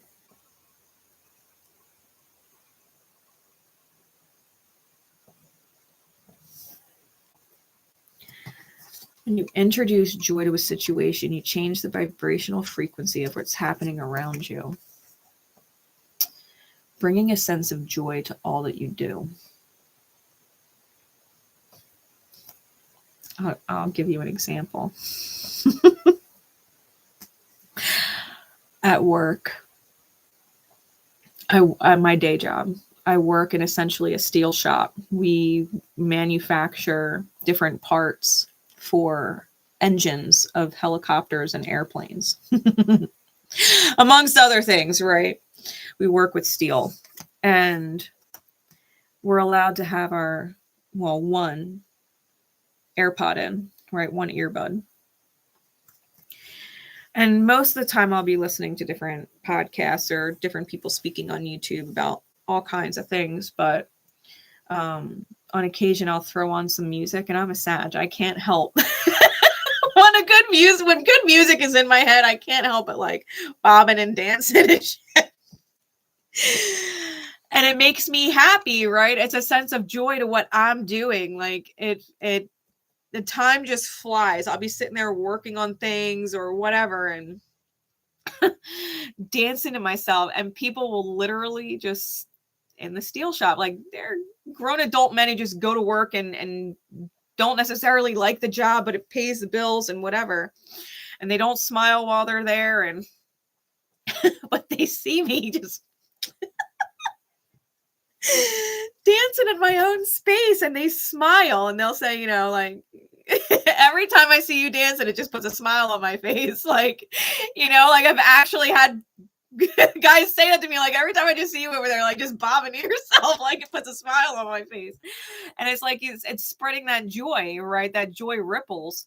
I was talking to a person the other day and have it written out, but I'm the kind of person that if I'm in the supermarket and you know how they play the music overhead, I'll dance and like while I'm pushing the cart in the supermarket, because I don't fucking care. Like, it's making my experience shopping for food more enjoyable. Like, I like to dance, right? I can't help it. What if I told myself, great, you can't dance, you're in public, it's weird. I was just like, fuck that. Like, people smile or they feel it's okay to do it too, like you have to allow yourself to bring that kind of joy to what you do, because it really does change the frequency of what is going on around you. Like if everybody is having a tense moment and it's very serious, you can bring up something very positive, right? It doesn't necessarily have to be dancing. It doesn't necessarily have to be a joke, but it can be something very uplifting, you know, like for example, if let's just say you're dealing with, you know, family being around and everybody's gathered at home because, you know, someone had passed away, right? It's a very serious, very somber, very sad moment. But if you were to recall a memory and be like, oh my God, do you remember when? And it's a funny memory because you're bringing that joy from that moment in the memory into the experience. Everybody can kind of take a moment and laugh like, yeah, I remember. Oh my God, that was so this. And it changes the frequency of everybody in the room, right? Instead of being stuck in the sadness, right? You're pulling joy from a memory and bringing it into the experience, right? There's all different kinds of ways to bring joy into an experience. Artists do it all the time. They take a lot of joy in their art. And when they create art and put it into the experience for other people to witness, it brings people a sense of joy. Right? If they put joy into the image, joy is what is received, right? If they put peace into the image and they're in a state of peace while they're painting this peaceful image, other people see it and feel that same sense of peace, right? So allow yourself to bring joy into situations that might not otherwise have it, you know? Know that it's okay and it's not inappropriate to do that in the way that you feel guided to do it at the time, right? And if someone else wants to be triggered and be like, I can't believe you all sitting here laughing like they passed away and blah, blah, blah, you know, and they're all upset because someone passed away and they leave the situation, that's fine. They're having a harder time dealing with things and they have their own healing to go through. But that doesn't mean that you don't bring joy into the situation for everybody else. You know what I mean? Not everybody is going to be happy and approve all of the time, you know? And so that's fine, right? And that's fine. Like I could be here and I could bring joy to other people and I might have some church, whatever, comment on me and tell me that I need to be saved and I you know, they still believe in my soul and blah blah blah. And I'm like, you don't understand how much joy I feel in my life. And if quote unquote God, as they would call it, is love and joy and peace, well, I feel that every day. You know what I mean? I feel blessed every day. I don't feel separate from their quote unquote God. I just understand it in a different way than they do. You know what I mean? So continue to bring that joy to whoever needs it.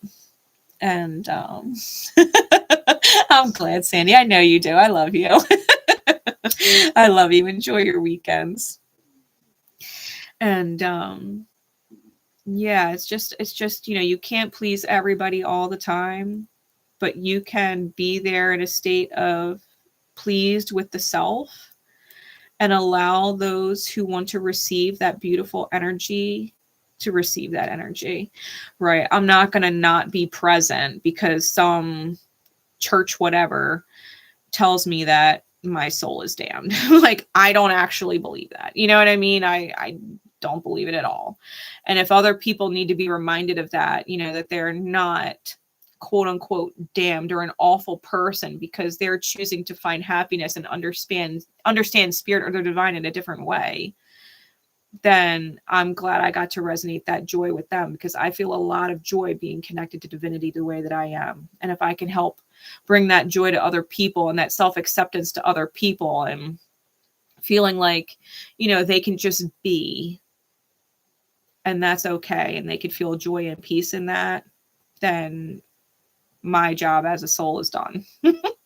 You know, that I'm helping someone else experience joy and peace and self-acceptance, and that's what's most important. So, you know, Mala, when you bring joy into a situation, however you're called to bring joy into a situation, know that you are changing the world around you in a positive way. Like, another experience, I've shared it before and I'll share it again. I had this urge one day. I was just in such a great mood. And I had like $20 in ones on me. And I was a waitress at the time. I had like $20 in ones on me. I'm pretty sure I had more than that, but I had taken $20 in the supermarket and literally started hiding dollar bills in the supermarket. Like, it's just $1. It's not like anybody hit the lottery, you know? But I started shoving dollar bills in random places. Like, I hid some in some bananas. I just opened up the bananas and just kind of hid $1 bill in there, shoved them inside a couple boxes, just hid the dollar bills around. Like, I was in a joyous energy and decided that's how I was going to ripple it. And it did. It probably changed the frequency of everybody around me that ended up taking something home and finding a random ass dollar. They're like, what the fuck? Like, I just found $1 and it makes someone's day. Like, it's, even if it's just $1, like, it made their day, you know? So you just kind of have to do as you're guided from your own joy and know that, yeah. Man, cheers to being fucking weird. I dance. I leave weird shit around. Like, I do. I compliment strangers, right? I'm just in a good mood. I let my joy of being alive ripple whenever it needs to come out. Like, what's the fucking big deal if you tell somebody that their hair is absolutely beautiful, or you love the color, or you're such a big fan of their outfit or their shirt or whatever the fuck it is, that they have great unique taste, like that they didn't feel odd being different, you know what I mean? And that you would compliment them on it. It spreads joy. Just let yourself be, right? Just let yourself be in that beautiful energy and let it ripple. Right? Let it ripple however it is meant to ripple. It changes the frequency around you. Let it change the frequency. Even if someone were to respond in a horrible way to you being in your state of joy, it's still changing their frequency. It's still changing their frequency because they're in a state of not being able to self-accept, right? That they would be disturbed by your joy, and helping them get back in touch with that part of them that really probably needs to bring joy back in, you know? So it doesn't even matter what someone's reaction to your joy is, as long as you maintain and hold that beautiful state of joy. Know it's rippling however it's meant to. You tell corny dad jokes to parolees.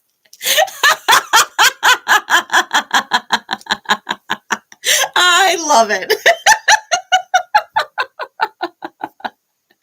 Corny dad jokes are fucking great. Right?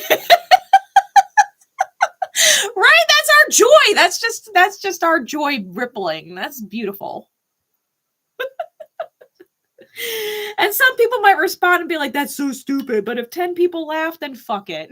You know, like, fuck it. It was for them. You know what I mean? If your joy rippled to just one person and made a difference and made them smile, then that's what's important. So Mala, maybe a Marla ends up watching this back and needed that message.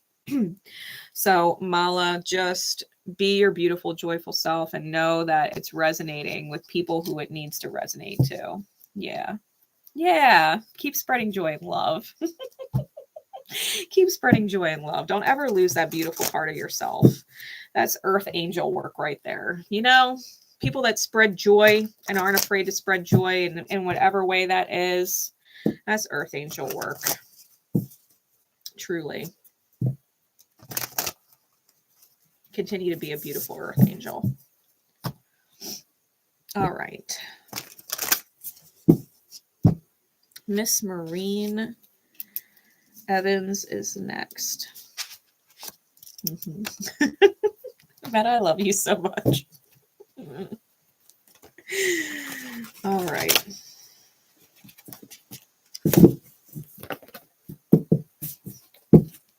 Spirit, please.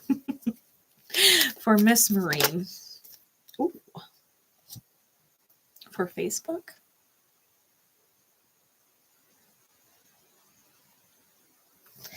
And for YouTube. Your reliability demonstrates your loving sense of devotion and consistency of being. remember, your reliability demonstrates your loving sense of devotion and consistency of being. This is not about being loyal to others necessarily. It is more being loyal to the divine within the self, that connection to the divine.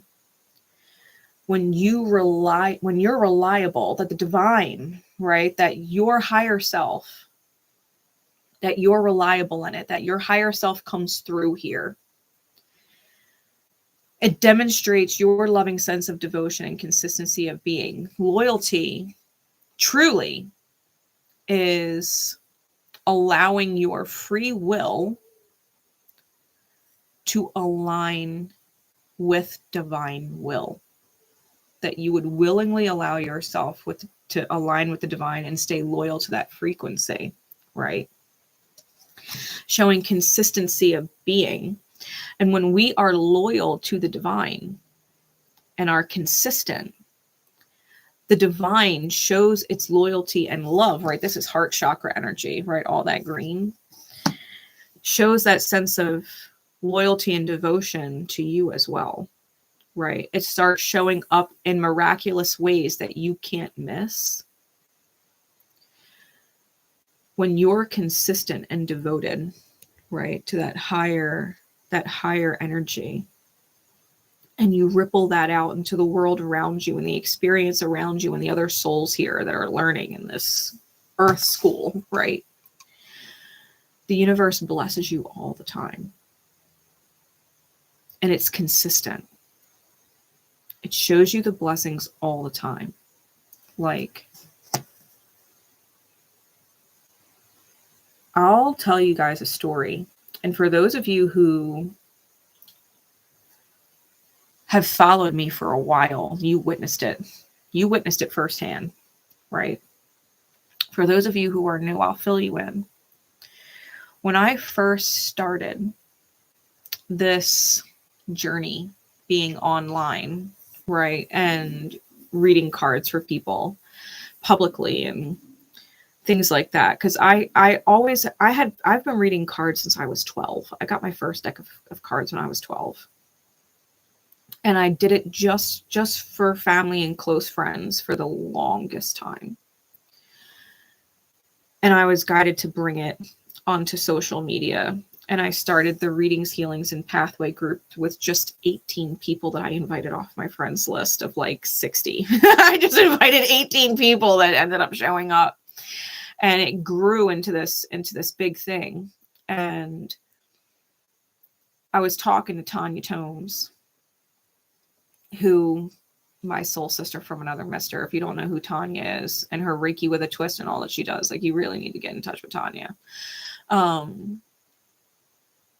I ended up growing it into this big group with like 2,000+ people, which was like huge for me, because I was like, that's crazy. Like, it started with 18 people. Like, I didn't even know that many people cared to connect, you know? And one day I was sitting there and I was doing lawn sales. I was working for True Green, and it was in the middle of March, and there was all kinds of snow outside. Like, it was one of those like late winter snowstorms, and we got called out of the branch office. And so we were doing phone calls from home. And I just fucking hated it. I hated it. There was nothing about me that wanted to be on the phone trying to sell people lawn care in a snowstorm. All I wanted to do was go live and read cards. That's all I wanted, right? And so I'm on the phone with Tanya. I actually stopped making phone calls and called Tanya. And she was like, well, what are you always telling me? Like, if it's not a fuck yeah, it's a fuck no, right? And I was like, yeah.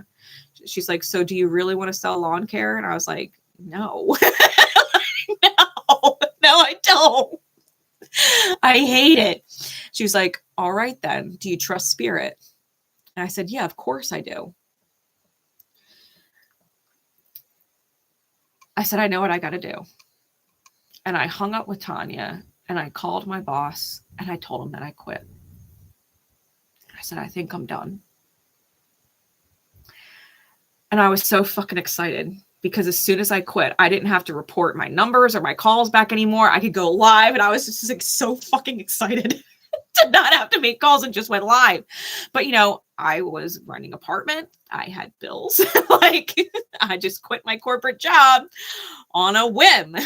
So Spirit worked itself out. I was able to make enough money every month to pay my rent. And 1 month, it was June, right? So it was like 3 months in. And my rent was due in like 3 days. I had $40 in my bank account. And I had to come up with $700 in 3 days. And that had been more money than I made all month put together. Like I hadn't made anywhere close to that all month. I think I had maybe made like $100 for the whole month. And I called in Archangel Michael and I called in Spirit, and I was just like, whatever you would have me do, whatever you would have me say, wherever you would have me go, if it's in the highest good of all, so be it. Like I'm open. I need to pay my rent and I trust you, Spirit. And Archangel Michael told me to go to the beach, to take the train, right? Go to the beach and do free readings live from the beach. And I said to Archangel Michael, I was like, that's fucking crazy. Like I'm going to have to Uber to the train station. And then I'm going to have to pay for the train fare and Uber back. And if I get hungry or thirsty while I'm there, like that's it. I spent $8 on the Uber. It was a $12 round trip ticket. I knew I would have to spend $8 to get back. So already like, that's like what, $28. I only got 40. I'm like, and you want me to do these readings for free? And Archangel Michael was like, do you trust me? Begrudgingly, yeah. Yeah, I trust you. So I did. I packed up my phone stand and took my cards in a bag and Ubered to the train station and went to the beach and went live. And I made $120 in donations, which was more than I had made all month ever in donations in a single live. And I was so grateful. I said, Archangel Michael, thank you so much. Like I did not expect to make $120 in just donations from the live. And I had like tears of gratitude. Like I couldn't believe it. I was just so happy. And during that live, I ended up in the middle of a mediumship session with someone. Their husband, who had passed away, came through. And I was just doing as I was guided, right? I was just relaying the message. I was overwhelmed with emotions and all kinds of things as I was channeling. And that woman ended up sharing that out to everyone in her family. And before I got home, because I lost signal for about an hour on the train, by the time I got back home and connected to my Wi-Fi, I had 4 people reach out to me and book a 1-hour session for $100 per session. And I, again, gratitude tears just fucking streaming down my face, because now I went from having $40 to having over $500, right? And I was just a couple $100 away from the $700 that I needed for rent. And I thanked Archangel Michael and I went to sleep. And when I woke up again the next day, I said, whatever you would have me do, whatever you would have me say, wherever you would have me go, if it's in the highest good of all, Archangel Michael, so be it. Like, guide me. And Archangel Michael said, just relax today and work on some of the readings that you booked, right? So I did. I worked on all of the readings, had all the sessions done. Next day I woke up, same thing. Called an Archangel Michael, Spirit, and said, whatever you would have me do, whatever you would have me say, wherever you would have me go, if it's in the highest good of all, right? So be it. We're talking about a loyalty to Spirit, right? Aligning free will with divine will. That's what that mantra is. An Archangel said, just relax today.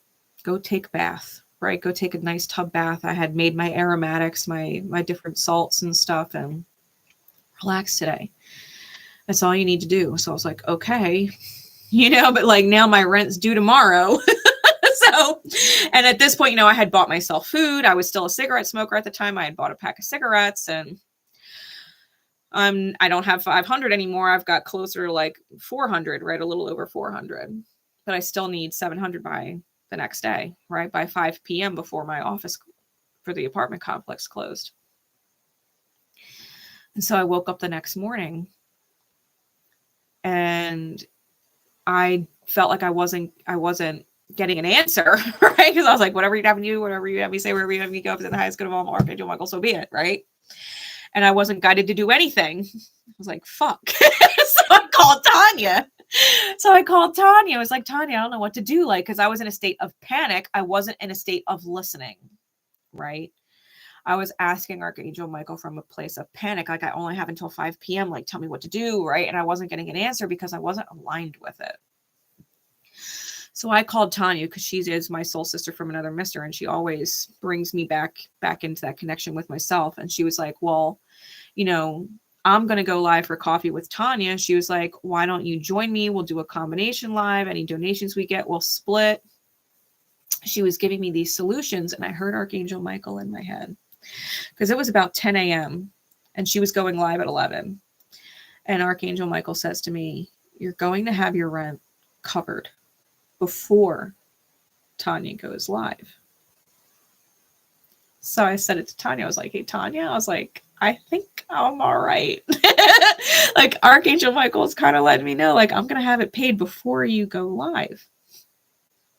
She's like, all right, well, let me know how it goes. I'm going to go get ready for coffee with Tanya. Let me know and hit me up later. So I was like, all right. So now I'm connecting with Archangel Michael. I was like, what's going on? Like, how am I going to have it in an hour? And it was the first of the month, right? Rent's due. And I had a Love Yourself group on Facebook, and the deadline to sign up for the month was the night before at midnight. So Archangel Michael goes, put up a last call for your Love Yourself group. They have to join by noon, right? Because that's when I planned on going live in the group for the first of the month. So I did. I created a post, last call, to join the Love Yourself group. And before Tanya went live, enough people signed up for the group and or were reminded that they wanted to book a personal session with me that I had more than enough to cover my rent. I ended up paying my rent before Tanya went live at 11 and still had about $350, $400 somewhere in there extra.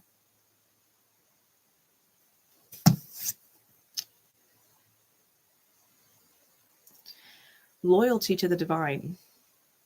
That you would align your free will with divine will and trust that whatever your needs are, they will be met. I paid my rent.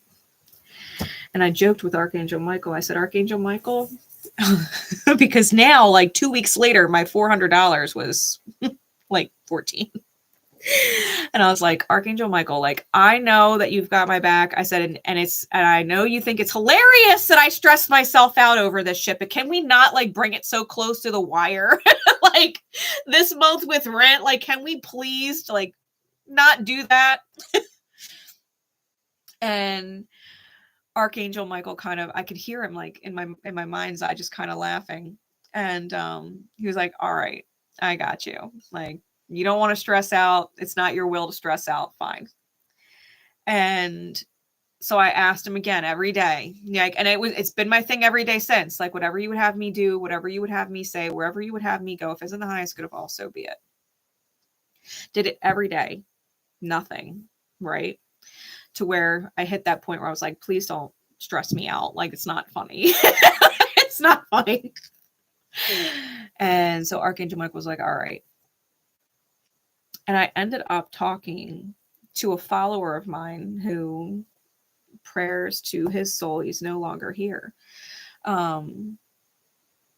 He had been addicted to heroin and was in and out of jail for breaking parole and all of that stuff. But he had ended up in a car accident that wasn't his fault and received a large chunk of money as payment for the accident. And he knew he was going away to jail because he was also high on heroin at the time that the accident happened, even though he wasn't the driver. So he got this reward money, but was also going to jail for probation, not parole, probation. And he said, "You've always been that light for me." He goes, "Whenever I'm having a bad day," he goes, "you always seem to be live smiling. And it just makes my day." And he said, "I know that if I don't spend this money on things that are worthwhile, I'm just going to use it in a way that would hurt myself." And he sent me a donation of $1,500. To this day, it's the biggest donation, the biggest single donation I've ever received from anybody. And he said, "You'll do more good with it than I will. And if I can help you continue to give messages to people, then maybe my life holds purpose." He passed away a couple months later. But almost all of the decks I own are because of that donation. And I was able to pay my rent not just for July, but for August too, and that completed my lease.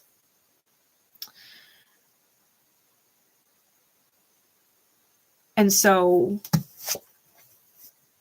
no matter what transpires in life, if you allow yourself to trust spirit, because to this day I still talk about him, he lives on in that memory, and he is a huge reason why I'm still doing what I'm doing, because it helps people who have a hard time pulling themselves out of situations, even if they're overwhelmed by that at some point. Like, he was able to smile in some dark times because I was here, right? I was able to give these messages to other people who need them when they're in dark times, right? I'm here.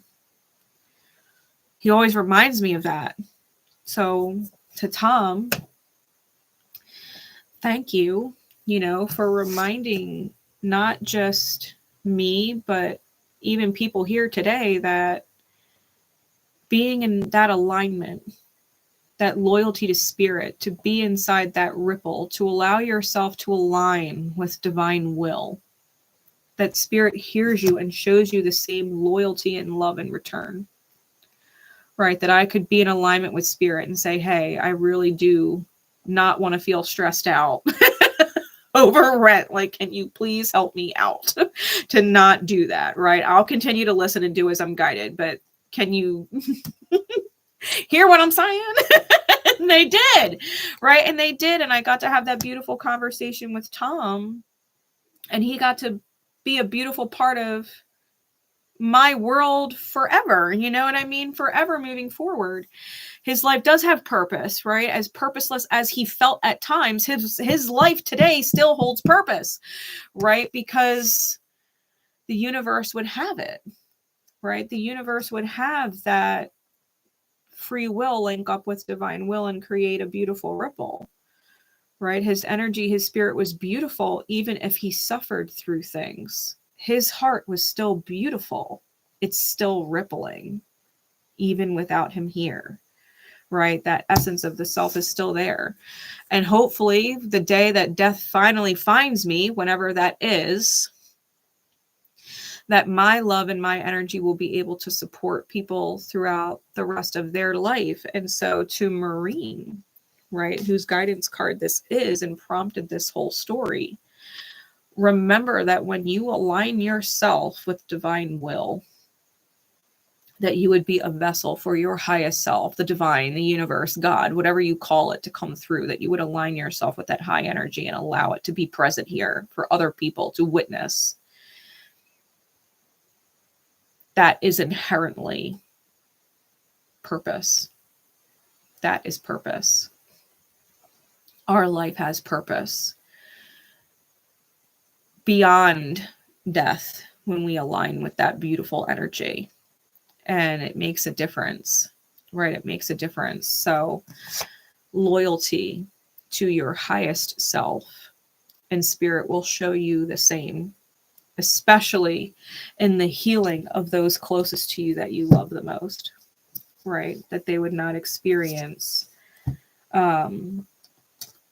pain that you unknowingly caused, right? But that you would heal it instead. You would heal it instead. If I didn't start aligning with that kind of energy, I don't know if my son would still be in my life. I don't know if my son would still be here in this world. You know what I mean? But my own healing allows my son to tell me how happy he is. And that's a blessing, you know? So, yeah. Tom. Yep. Two very important Toms showed up in my life. And he was definitely one of them. Yeah. Remember how beautiful your energy is. You don't have to, you know, he was an addict. Anybody would have told, you know, like anybody would have told him he was a piece of shit. But in his heart and his soul, he was not a piece of shit. He was a good person. He had terrible problems, but he wasn't a terrible person. You know, so remind yourself of that. Even in your most imperfect moments, you're not an imperfect person or a terrible person. You just do as you're guided from your beautiful soul and let that hold purpose, right? However it's meant to. Yeah, you're welcome. You're welcome. All right. Love is our purpose. It comes through in beautiful ways sometimes. We don't even always get to see how beautiful a ripple is, you know? Just because we don't see it doesn't mean it's not there. Just rippling. All right, so Miss Sandy. Miss Sandy Sir is next. Then Anne Marie, then Chardon, and then Kathy. All right. And then if anybody else wanted a reading, I think I'll still put people on the list. That's fine. I have at least room for 2 more. And of course, everybody else can take the messages as they resonate. Even if you don't get one. Even if I miss your comment, right? Asking for one. Spirit is not missing your comment asking for one. So the message is probably coming through in another guidance card, right? That someone else received. So always take the messages as they resonate. Don't feel unseen, right? Even if I don't see your comment, spirit sees you, okay? Hell, even if you don't leave a comment, if your energy needs one, spirit sees your energy. So technically, I guess you don't even have to ask. Spirit always gives unconditionally. So, Sandy. What card for Miss Sandy? And reminder, I will have all of the timestamps in the comments on YouTube. So you guys, even on Facebook, can connect with the YouTube channel. This video will be there and you'll be able to catch the timestamps. Okay. I'll have them on first name basis and the timestamps. Miss Sandy, we got evolution.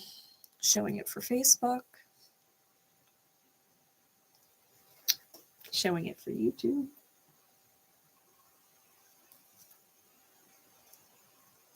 Remember, you realize that obstacles are merely lessons on your path to love.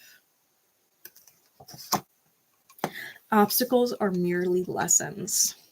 And I had this conversation earlier, right? I kind of touched on the same kind of energy. Like I used to deal with people in my life who constantly had me feeling bad about myself. And now I've evolved out of that mirror, right? I've healed certain things within myself. And now the people in my life don't make me feel bad, right? In my life, there were people that didn't appreciate me, didn't see my value, didn't see my worth, tried to put me down. And now I'm surrounded by people who love me and appreciate me and value me, right? All the other people don't exist anymore, right? And people like them don't exist in my life anymore. So evolution is when you allow yourself to shift in your own energy and your own perspective and your own belief system in regards to yourself and life that your outer experience changes to reflect that, right? That your life evolves because your energy evolved, right? Like attracts like. So, and it's so fitting. It's my Sagittarius smartassy energy, but it's my never afraid to cut a bitch Cancer energy mug. But it's the truth. Like, you can't be afraid to cut people off, right? And that's the point of this cup, like, never afraid to cut a bitch. Like, you can't be afraid to cut people off and say, listen, like, this negative energy that's coming at me from my experience, like, I don't actually deserve to have that negative energy, right? Like, the block button is a blessing. Take advantage of the block button, whether you permanently block people, temporarily block people, because you just don't feel like hearing their shit right now and they won't get out of your space. Like, you're allowed to have healthy boundaries. And you can say, like, listen, why didn't you answer me? I blocked you. You blocked me? I can't believe. Well, you were blowing up my phone. I didn't feel like fucking hearing it. Like, I don't love you any less, but damn, you know what I mean? Like, do I gotta block you again? Like, chill. I'll unblock you tomorrow when you calm down. You know, like, you just have to kind of take space sometime and allow yourself to evolve, to have different experiences, right? Allow yourself to evolve, to have different experiences. Obstacles that we face are just challenges that we get to overcome and rise to. We're just rising the challenges, right? When we deal with certain obstacles, like, for example, me struggling back then to obtain donations and pay rent and whatever, the obstacle was literally a lesson in aligning. All I had to do was trust in my alignment, trust in the divine, that it wouldn't let me struggle, that it wouldn't take from me what was meant for me. It's not going to have me not pay my rent. You know, if I'm meant to live there, if I'm meant to finish out my contract, it's not going to have me not pay my rent. Allow yourself to evolve, you know, allow yourself to look at an obstacle and say, okay, what am I meant to learn from the challenge? How am I meant to rise to the challenge, right? What am I meant to take away from it so that I am no longer being faced with such a challenge, right? That it's no longer a repeating problem. That I would be able to say, it's all right, right? People are meant to align with me when they're meant to align with me. And if they're not in alignment with me, I can't force them, nor am I meant to put up with them either, right? Healthy boundaries, healthy distance. People can heal and then pop into your experience. Hey, Sherry, how are you? People can align with you, right? People can vibe in, they can vibe out, they can vibe back in, they can get the fuck out, right?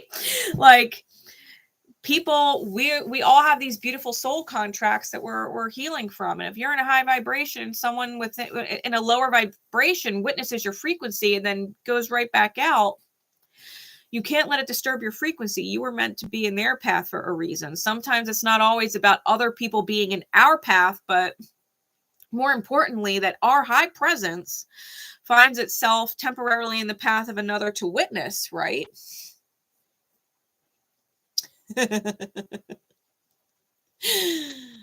That's true, Lori. I love you so much. Lori is one of my divine rebels on YouTube. I love her. Yeah, this is meant to be an energy lesson, right? Whatever it is that's in the way, like, even at the time that my son was not with me, right? When I first chose to go on the journey and choose myself, my son was separated from me for what was supposed to be the summer. He was supposed to just go visit his dad for the first time in 10 years for the summer. And then my life radically shifted in a matter of 2 months. And it ended up turning into 4 years while I was realigning and healing my own deservingness and worthiness of being a mom, because my mom had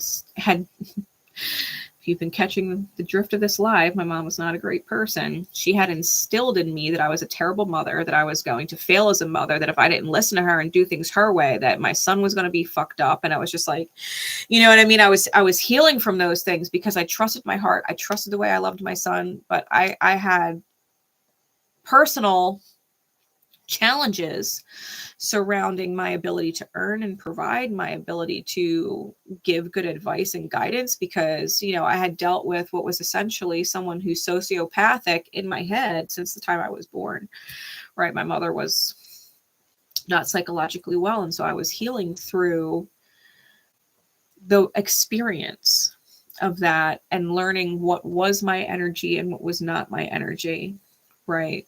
And knowing myself and approving of myself. I was going through that whole experience.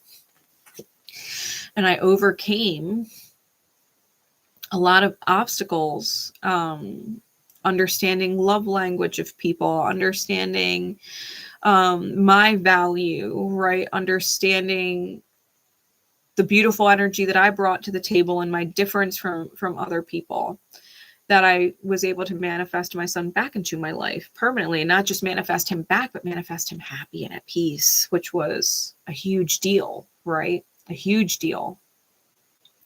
That I was able to provide some sense of stability in a world that was constantly changing for him. So the obstacles that we face, whether they're little hiccup obstacles, like challenge paying rent 1 month, or longer, bigger challenges where we're aligning with the right people, right? Or getting back into alignment with people that we love and are intrinsically meant to be in their lives, right?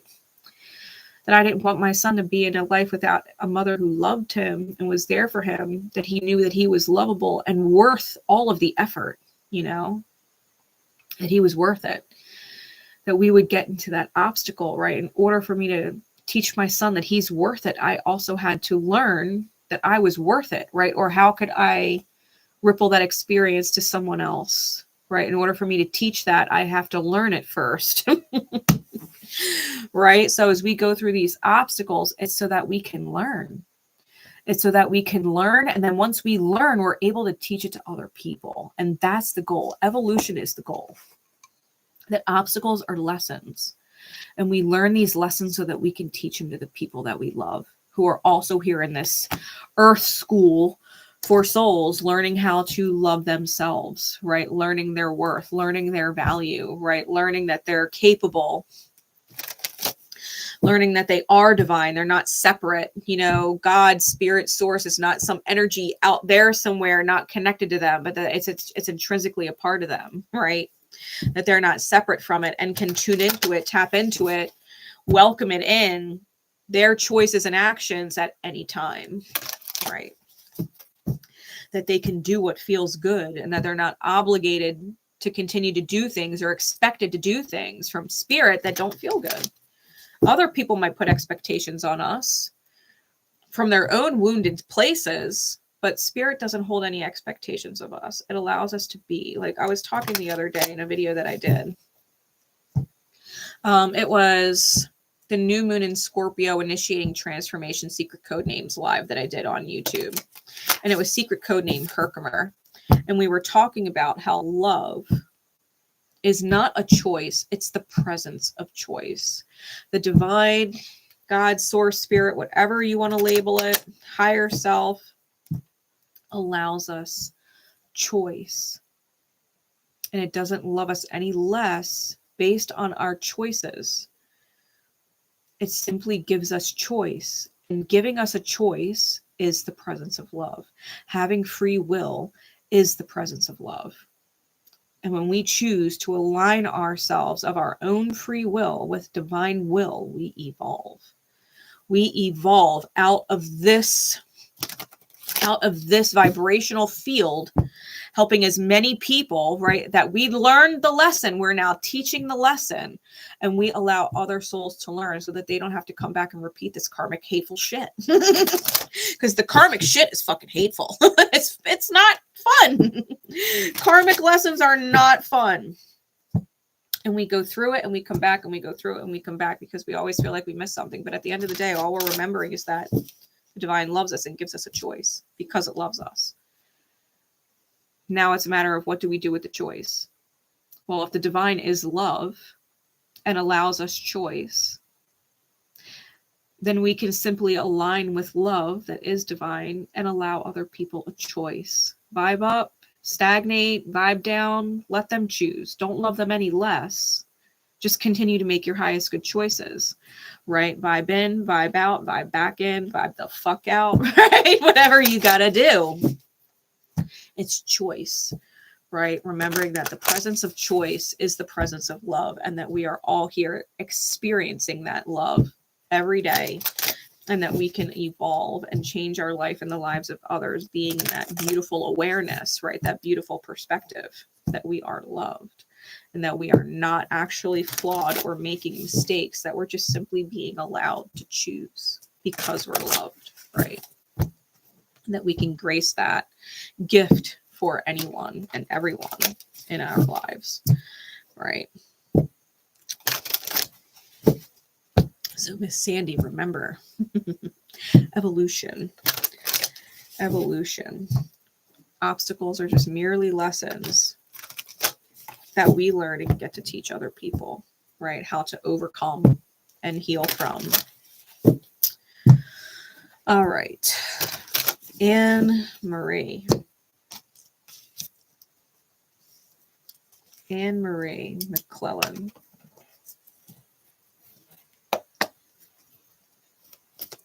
What guidance card, please? Integrity. Oh, it's my favorite word for Facebook. And for YouTube. Integrity is my favorite word. Remember integrity, that you demonstrate the truth and honesty of your soul and manifest love with your every action. Integrity is knowing who you are in your best energy, in your best intention, and allowing that to be unwavering and unbreakable. That you would not be less than your best for anyone, no matter how they try and prompt any reaction from you, that you would not demonstrate less than your best, that you would manifest love with your every action, whether that is doing as you're guided and being there for someone and being charitable with your energy in some which way, shape, or form, or withdrawing it just the same.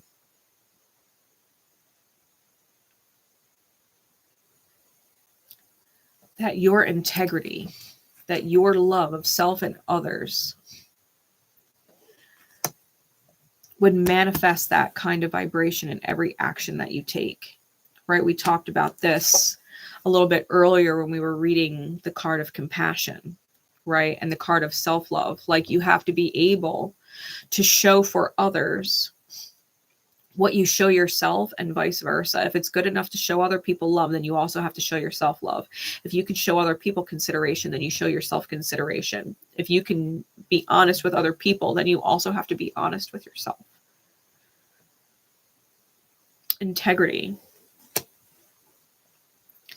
is knowing the truth, not our personal truth,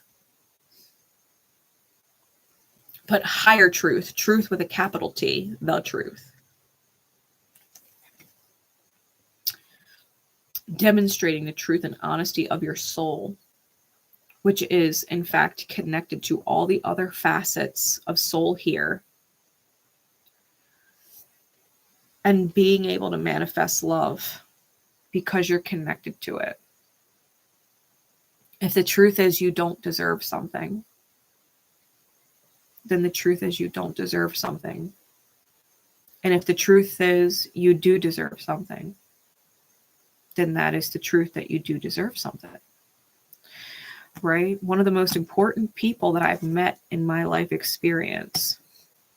I was in a relationship with him, and I was suffering. I was suffering through it. And I said to him one day, I was like, I don't deserve this. Like, I don't deserve this. I don't deserve for you to talk to me that way. I don't deserve for you to be treating me this way. Like, I do not deserve this. I was good to him. And he said, yes, you do.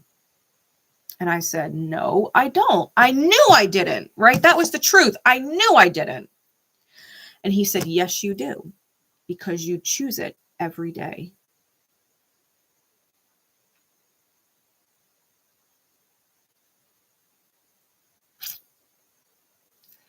And the lightning struck, right?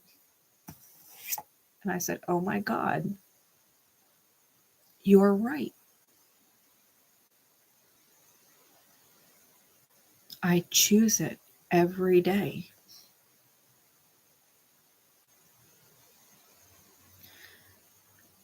And I was quiet for a moment, and I looked over at him and I said, I know I don't deserve it, so I'm not choosing it anymore. I said, I think we're done. He said, what? I said, I don't want to be with you anymore.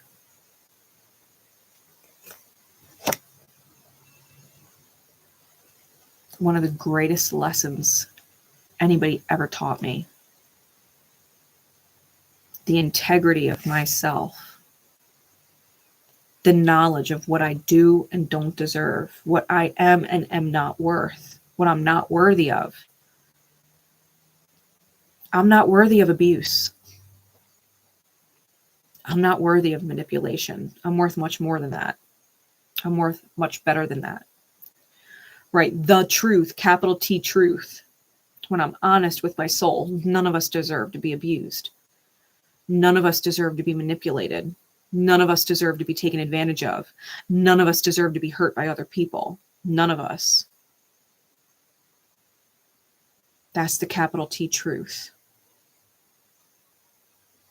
Integrity means not allowing yourself to choose what you don't deserve. Staying in that beautiful alignment, right? Yes, taking back our own strength and knowing our worth. That's integrity. That you would be unwavering and unbreakable in your integrity. The truth of your soul. And knowing that when you stand in your integrity, you manifest love in your every action. In that moment, I absolutely 100% loved myself. Because I knew my worth. That's the integrity of my soul. My soul was worth more than that. 100% manifested love in that action. And in the same breath, I taught him, you can't treat people that love you that way. That goes against the integrity of your soul. It's going to misalign you with the right people. It's going to misalign you with people that love you. And you're going to be separate from them. You're going to end up finding other people who are in the same alignment as you. I'll pray for you because I just experienced what you actually deserve because you choose it every day. You choose to use, you choose to abuse, you choose to manipulate, and you're going to keep pushing out good people until you manifest people just like you because that's what you deserve until you stop choosing it. And I prayed for him.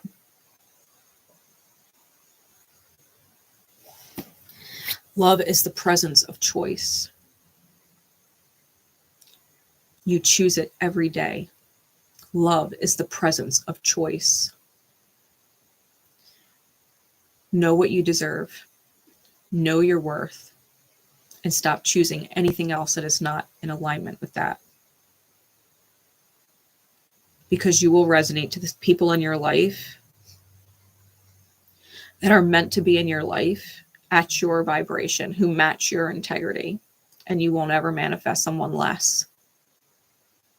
At least that won't stick around. You'll be able to see that red flag a mile away and trust yourself. Integrity, right? You know who you are and you know your worth.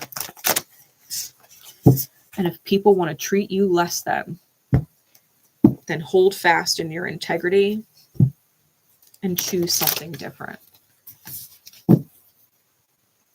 Choose something different. Hell, I didn't even know where I was going to live when him and I broke up. When I ended it right there in that moment, I didn't know where I was going to live. I didn't have a whole lot of money of my own. I had spent the last however many months giving all of my money to the dynamic, giving all of my money to the apartment and bills and food and fill in the blank. I didn't even have a vehicle at the time. I didn't even have a vehicle. We only had one car and it was his. And I had my son with me. So where the hell was I going to go with no vehicle and a teenager and no money? The divine would have it, right? We just talked about loyalty. My beautiful soul family, my earth angels here showed up. And I was able to get a moving truck and go stay with someone, with my son, and all of my stuff. I didn't have to lose any of my stuff. And from there, I was able to move to a whole nother place with my son and end up exactly where I am now, in my own apartment with a brand new car and my happy son and all of my things, plus some. We choose it. And the divine loves when we hold fast and steady in our integrity and people come through. And whether we could pay it back to them later, or they feel like they're paying us back for all that we've already been there for them, or we pay it forward to the best of our ability to other people that need it, like the universe is fucking brilliant and beautiful and amazing the way it works. When you allow yourself to tune in to these vibrations, right? Integrity, compassion, self-love, loyalty, and what that really means, right? And what that actually means. The universe is beautiful and brilliant. Yeah. Know that you are not separate. You are not separate from that beautiful energy. You can tune into it at any time. And stay tuned into it forever now and always. 100%. So Anne-Marie, I have faith that reading that message will catch you in divine time when you need it, right? All right. 𝘗𝘗𝗕𝗏𝘗𝘕𝘌. I'm not exactly sure how to pronounce your name, but you'll know I'm talking to you because other people probably mispronounce it the same way. 𝘗𝘗𝗕𝗏𝘗𝘗𝗕𝗏.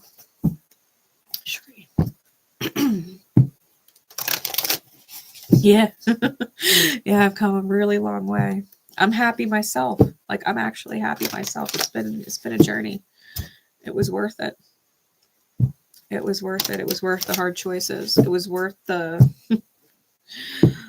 last minute standing up for myself choices, you know, where I didn't let fear get in the way. Like, what if I was afraid that I wouldn't be able to go anywhere? If I was afraid because I didn't have a car, if I was afraid because I just didn't choose it, I'd still be with that fucking asshole being mistreated. You know what I mean? Like, fuck. Fulfilling his expectations and failing my own of what life is supposed to be, right? All right. 𝘗𝘗𝗕𝗏, what guidance, please? See, believe, achieve. 100%. 100%. I am not an exception. I am not an exception. Exactly. I'm showing everybody, like, you're not disconnected from the divine. Hey, Kathy, how are you? 𝘗𝘗𝗕𝗏, priorities. All right, for Facebook and for YouTube. Priorities. Which kind of ties into exactly what the fuck we were just talking about. We have priorities. We have priorities. Remember that you understand the paramount importance of manifesting love in all situations. I was saying this to my son yesterday, and I've said it to him multiple times, and I always remind him, he's my rock. When I have a hard time, when I find myself at a crossroad about what to choose, I remember how important my son is to me. I did not want my son to learn from witnessing me and my partner at the time being abused by people that say I love you is normal or acceptable. Because he would tell me that he loved me, but then he would be abusive, right? Verbally abusive, psychologically abusive. He would take advantage of the fact that I was making money and supporting aspects of our dynamic, right? I was being abused. I didn't want my son to learn, because they say, you know, men marry their mothers, just like daughters marry their fathers, right? I didn't want him to learn that abusing someone you love is normal, that saying you love someone and then abusing them or manipulating them is normal. I would have rather taught him that when you partake in those behaviors and treat a good woman that way, that you will lose them. Because I was good to my ex. And my son could clearly see it. Everybody could.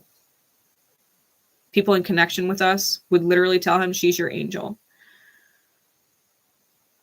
My son was like, you do everything for him. And I did. I mean, there's not many people who literally massage someone to sleep 6 out of 7 nights a week because they love to be able to do it for them. Because it helps them. Right? The priority was not loving my partner. The priority was loving my son. I wanted to teach him what a strong woman is, and to be attracted to a strong woman, to be with a strong woman who won't tolerate that kind of shit from him because he deserves to be a strong man, not an abusive one, a healthy, strong man for someone. That a good woman, a strong woman, is not going to tolerate that shit. And that that's not normal, and that's not acceptable. Right? The priority was my son. Priorities. When you understand the importance of priority, you will always manifest the best outcome.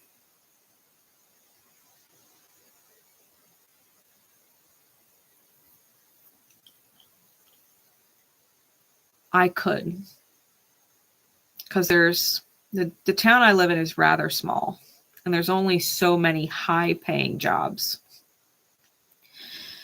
And I'm probably in the best one. It's not the highest paying job. It's a high paying one, but it's not the highest paying one. And the only other one that's higher requires working six 12-hour shifts a week. 6 days, 12 hours. Mandatory. I could make a lot of money and I could do it.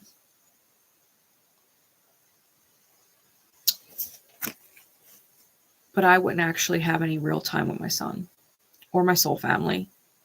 I wouldn't be here being present. I'd be tired as shit. And on the one day I had off, I probably would be spending it with my son. So my whole entire soul family, my ripple, my soul passion, my purpose would completely disappear. I have a priority, right? My soul would not sit right with me to leave my soul family. It would not feel right to me to leave y'all. It would not feel right to me to have to choose between my soul family and my son because I only get 1 day off. That would not sit right with me.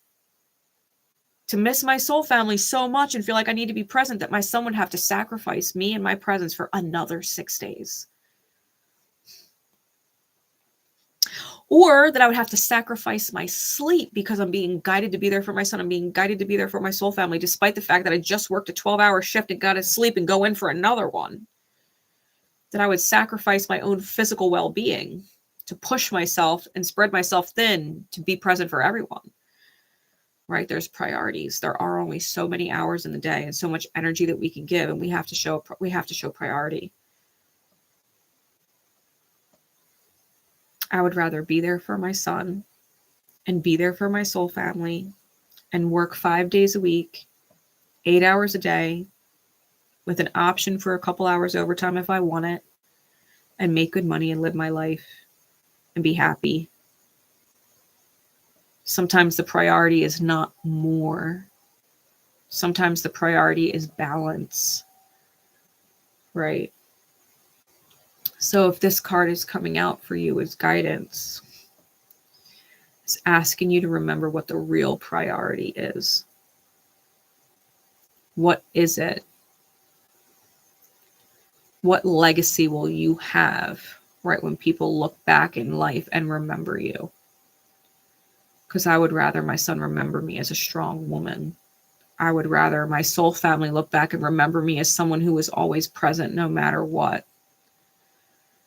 I would like to be looked back on and remembered that it was possible to be happy without being stressed out, that I was able to help people learn that that's a possibility in life, that it's not life is hard work and bullshit and then you die, right?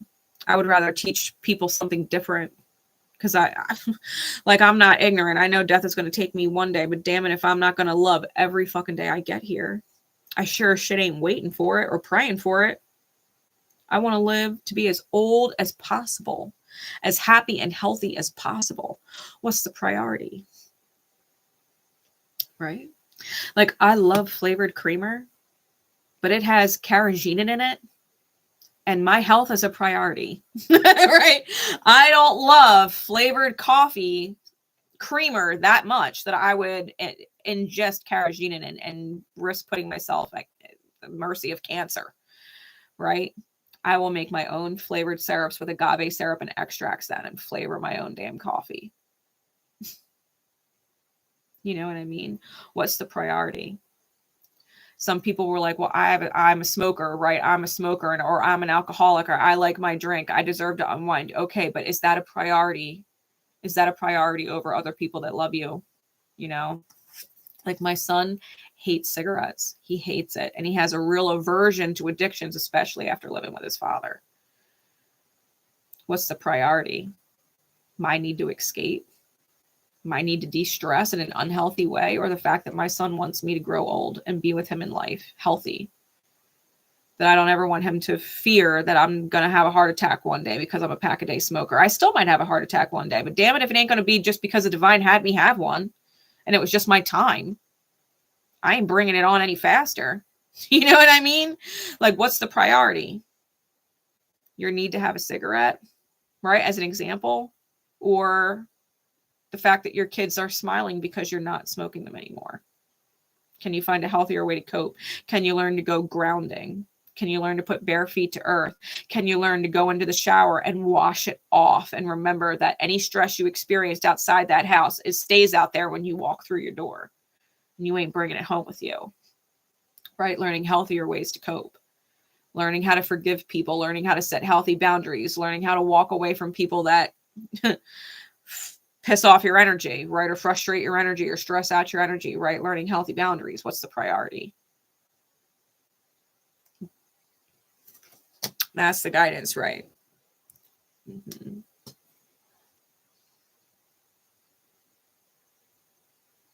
Yeah, and I know we will.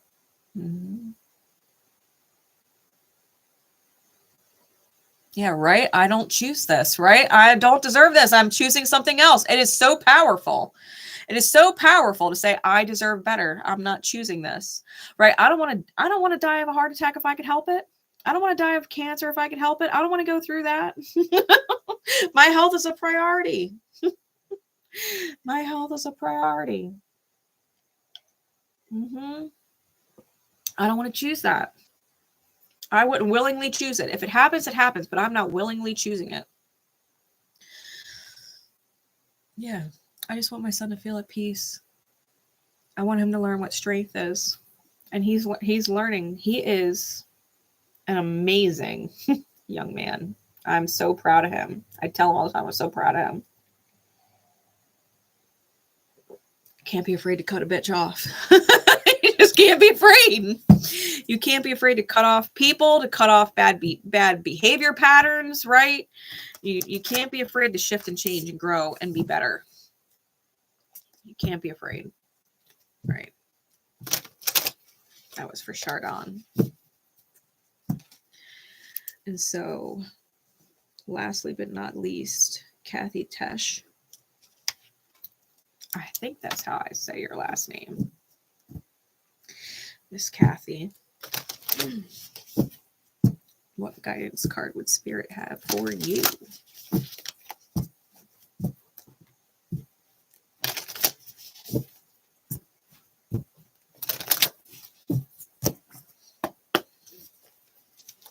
What card above all others?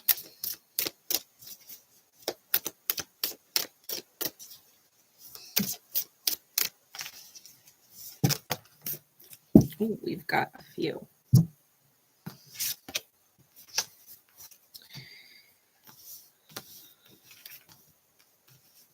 All right.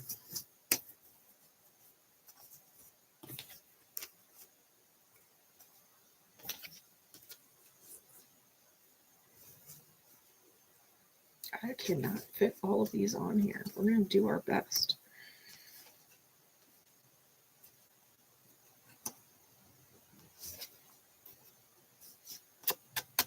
I've got Palo Santo Ash on there. All right. For Facebook, I'm going to kind of scroll these sideways. Okay. Slowly.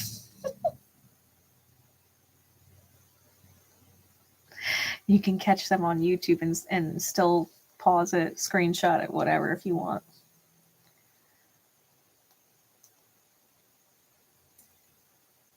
All right. And for YouTube,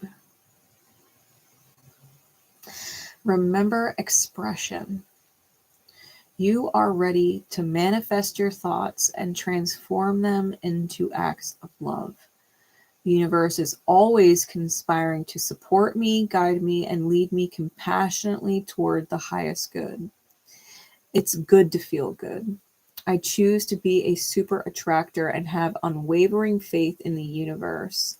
I let my inner sense of quiet multiply each day. I strengthen my faith in the love of the universe.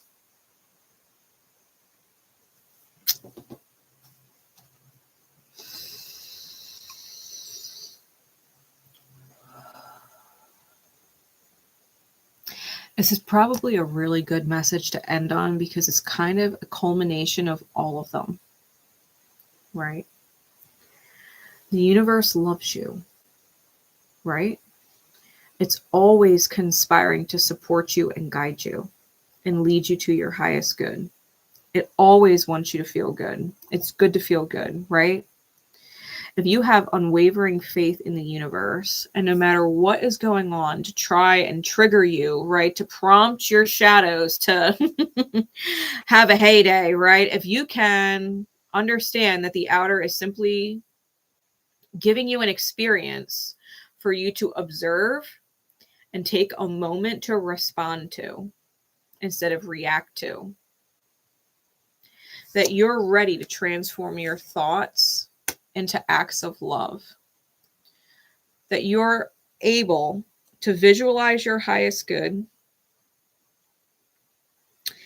Those are your thoughts, right? That you're thinking about, visualizing your highest good, that you would allow them to transform into actions, whatever that action is, whether it's embracing something or setting a healthy boundary with something, right? That you would trust that when you take that moment of quiet to recenter the self, that you can change your life for the better, because Spirit loves you and will always speak to you, for you, through you, in regards to everything, right? The true connection.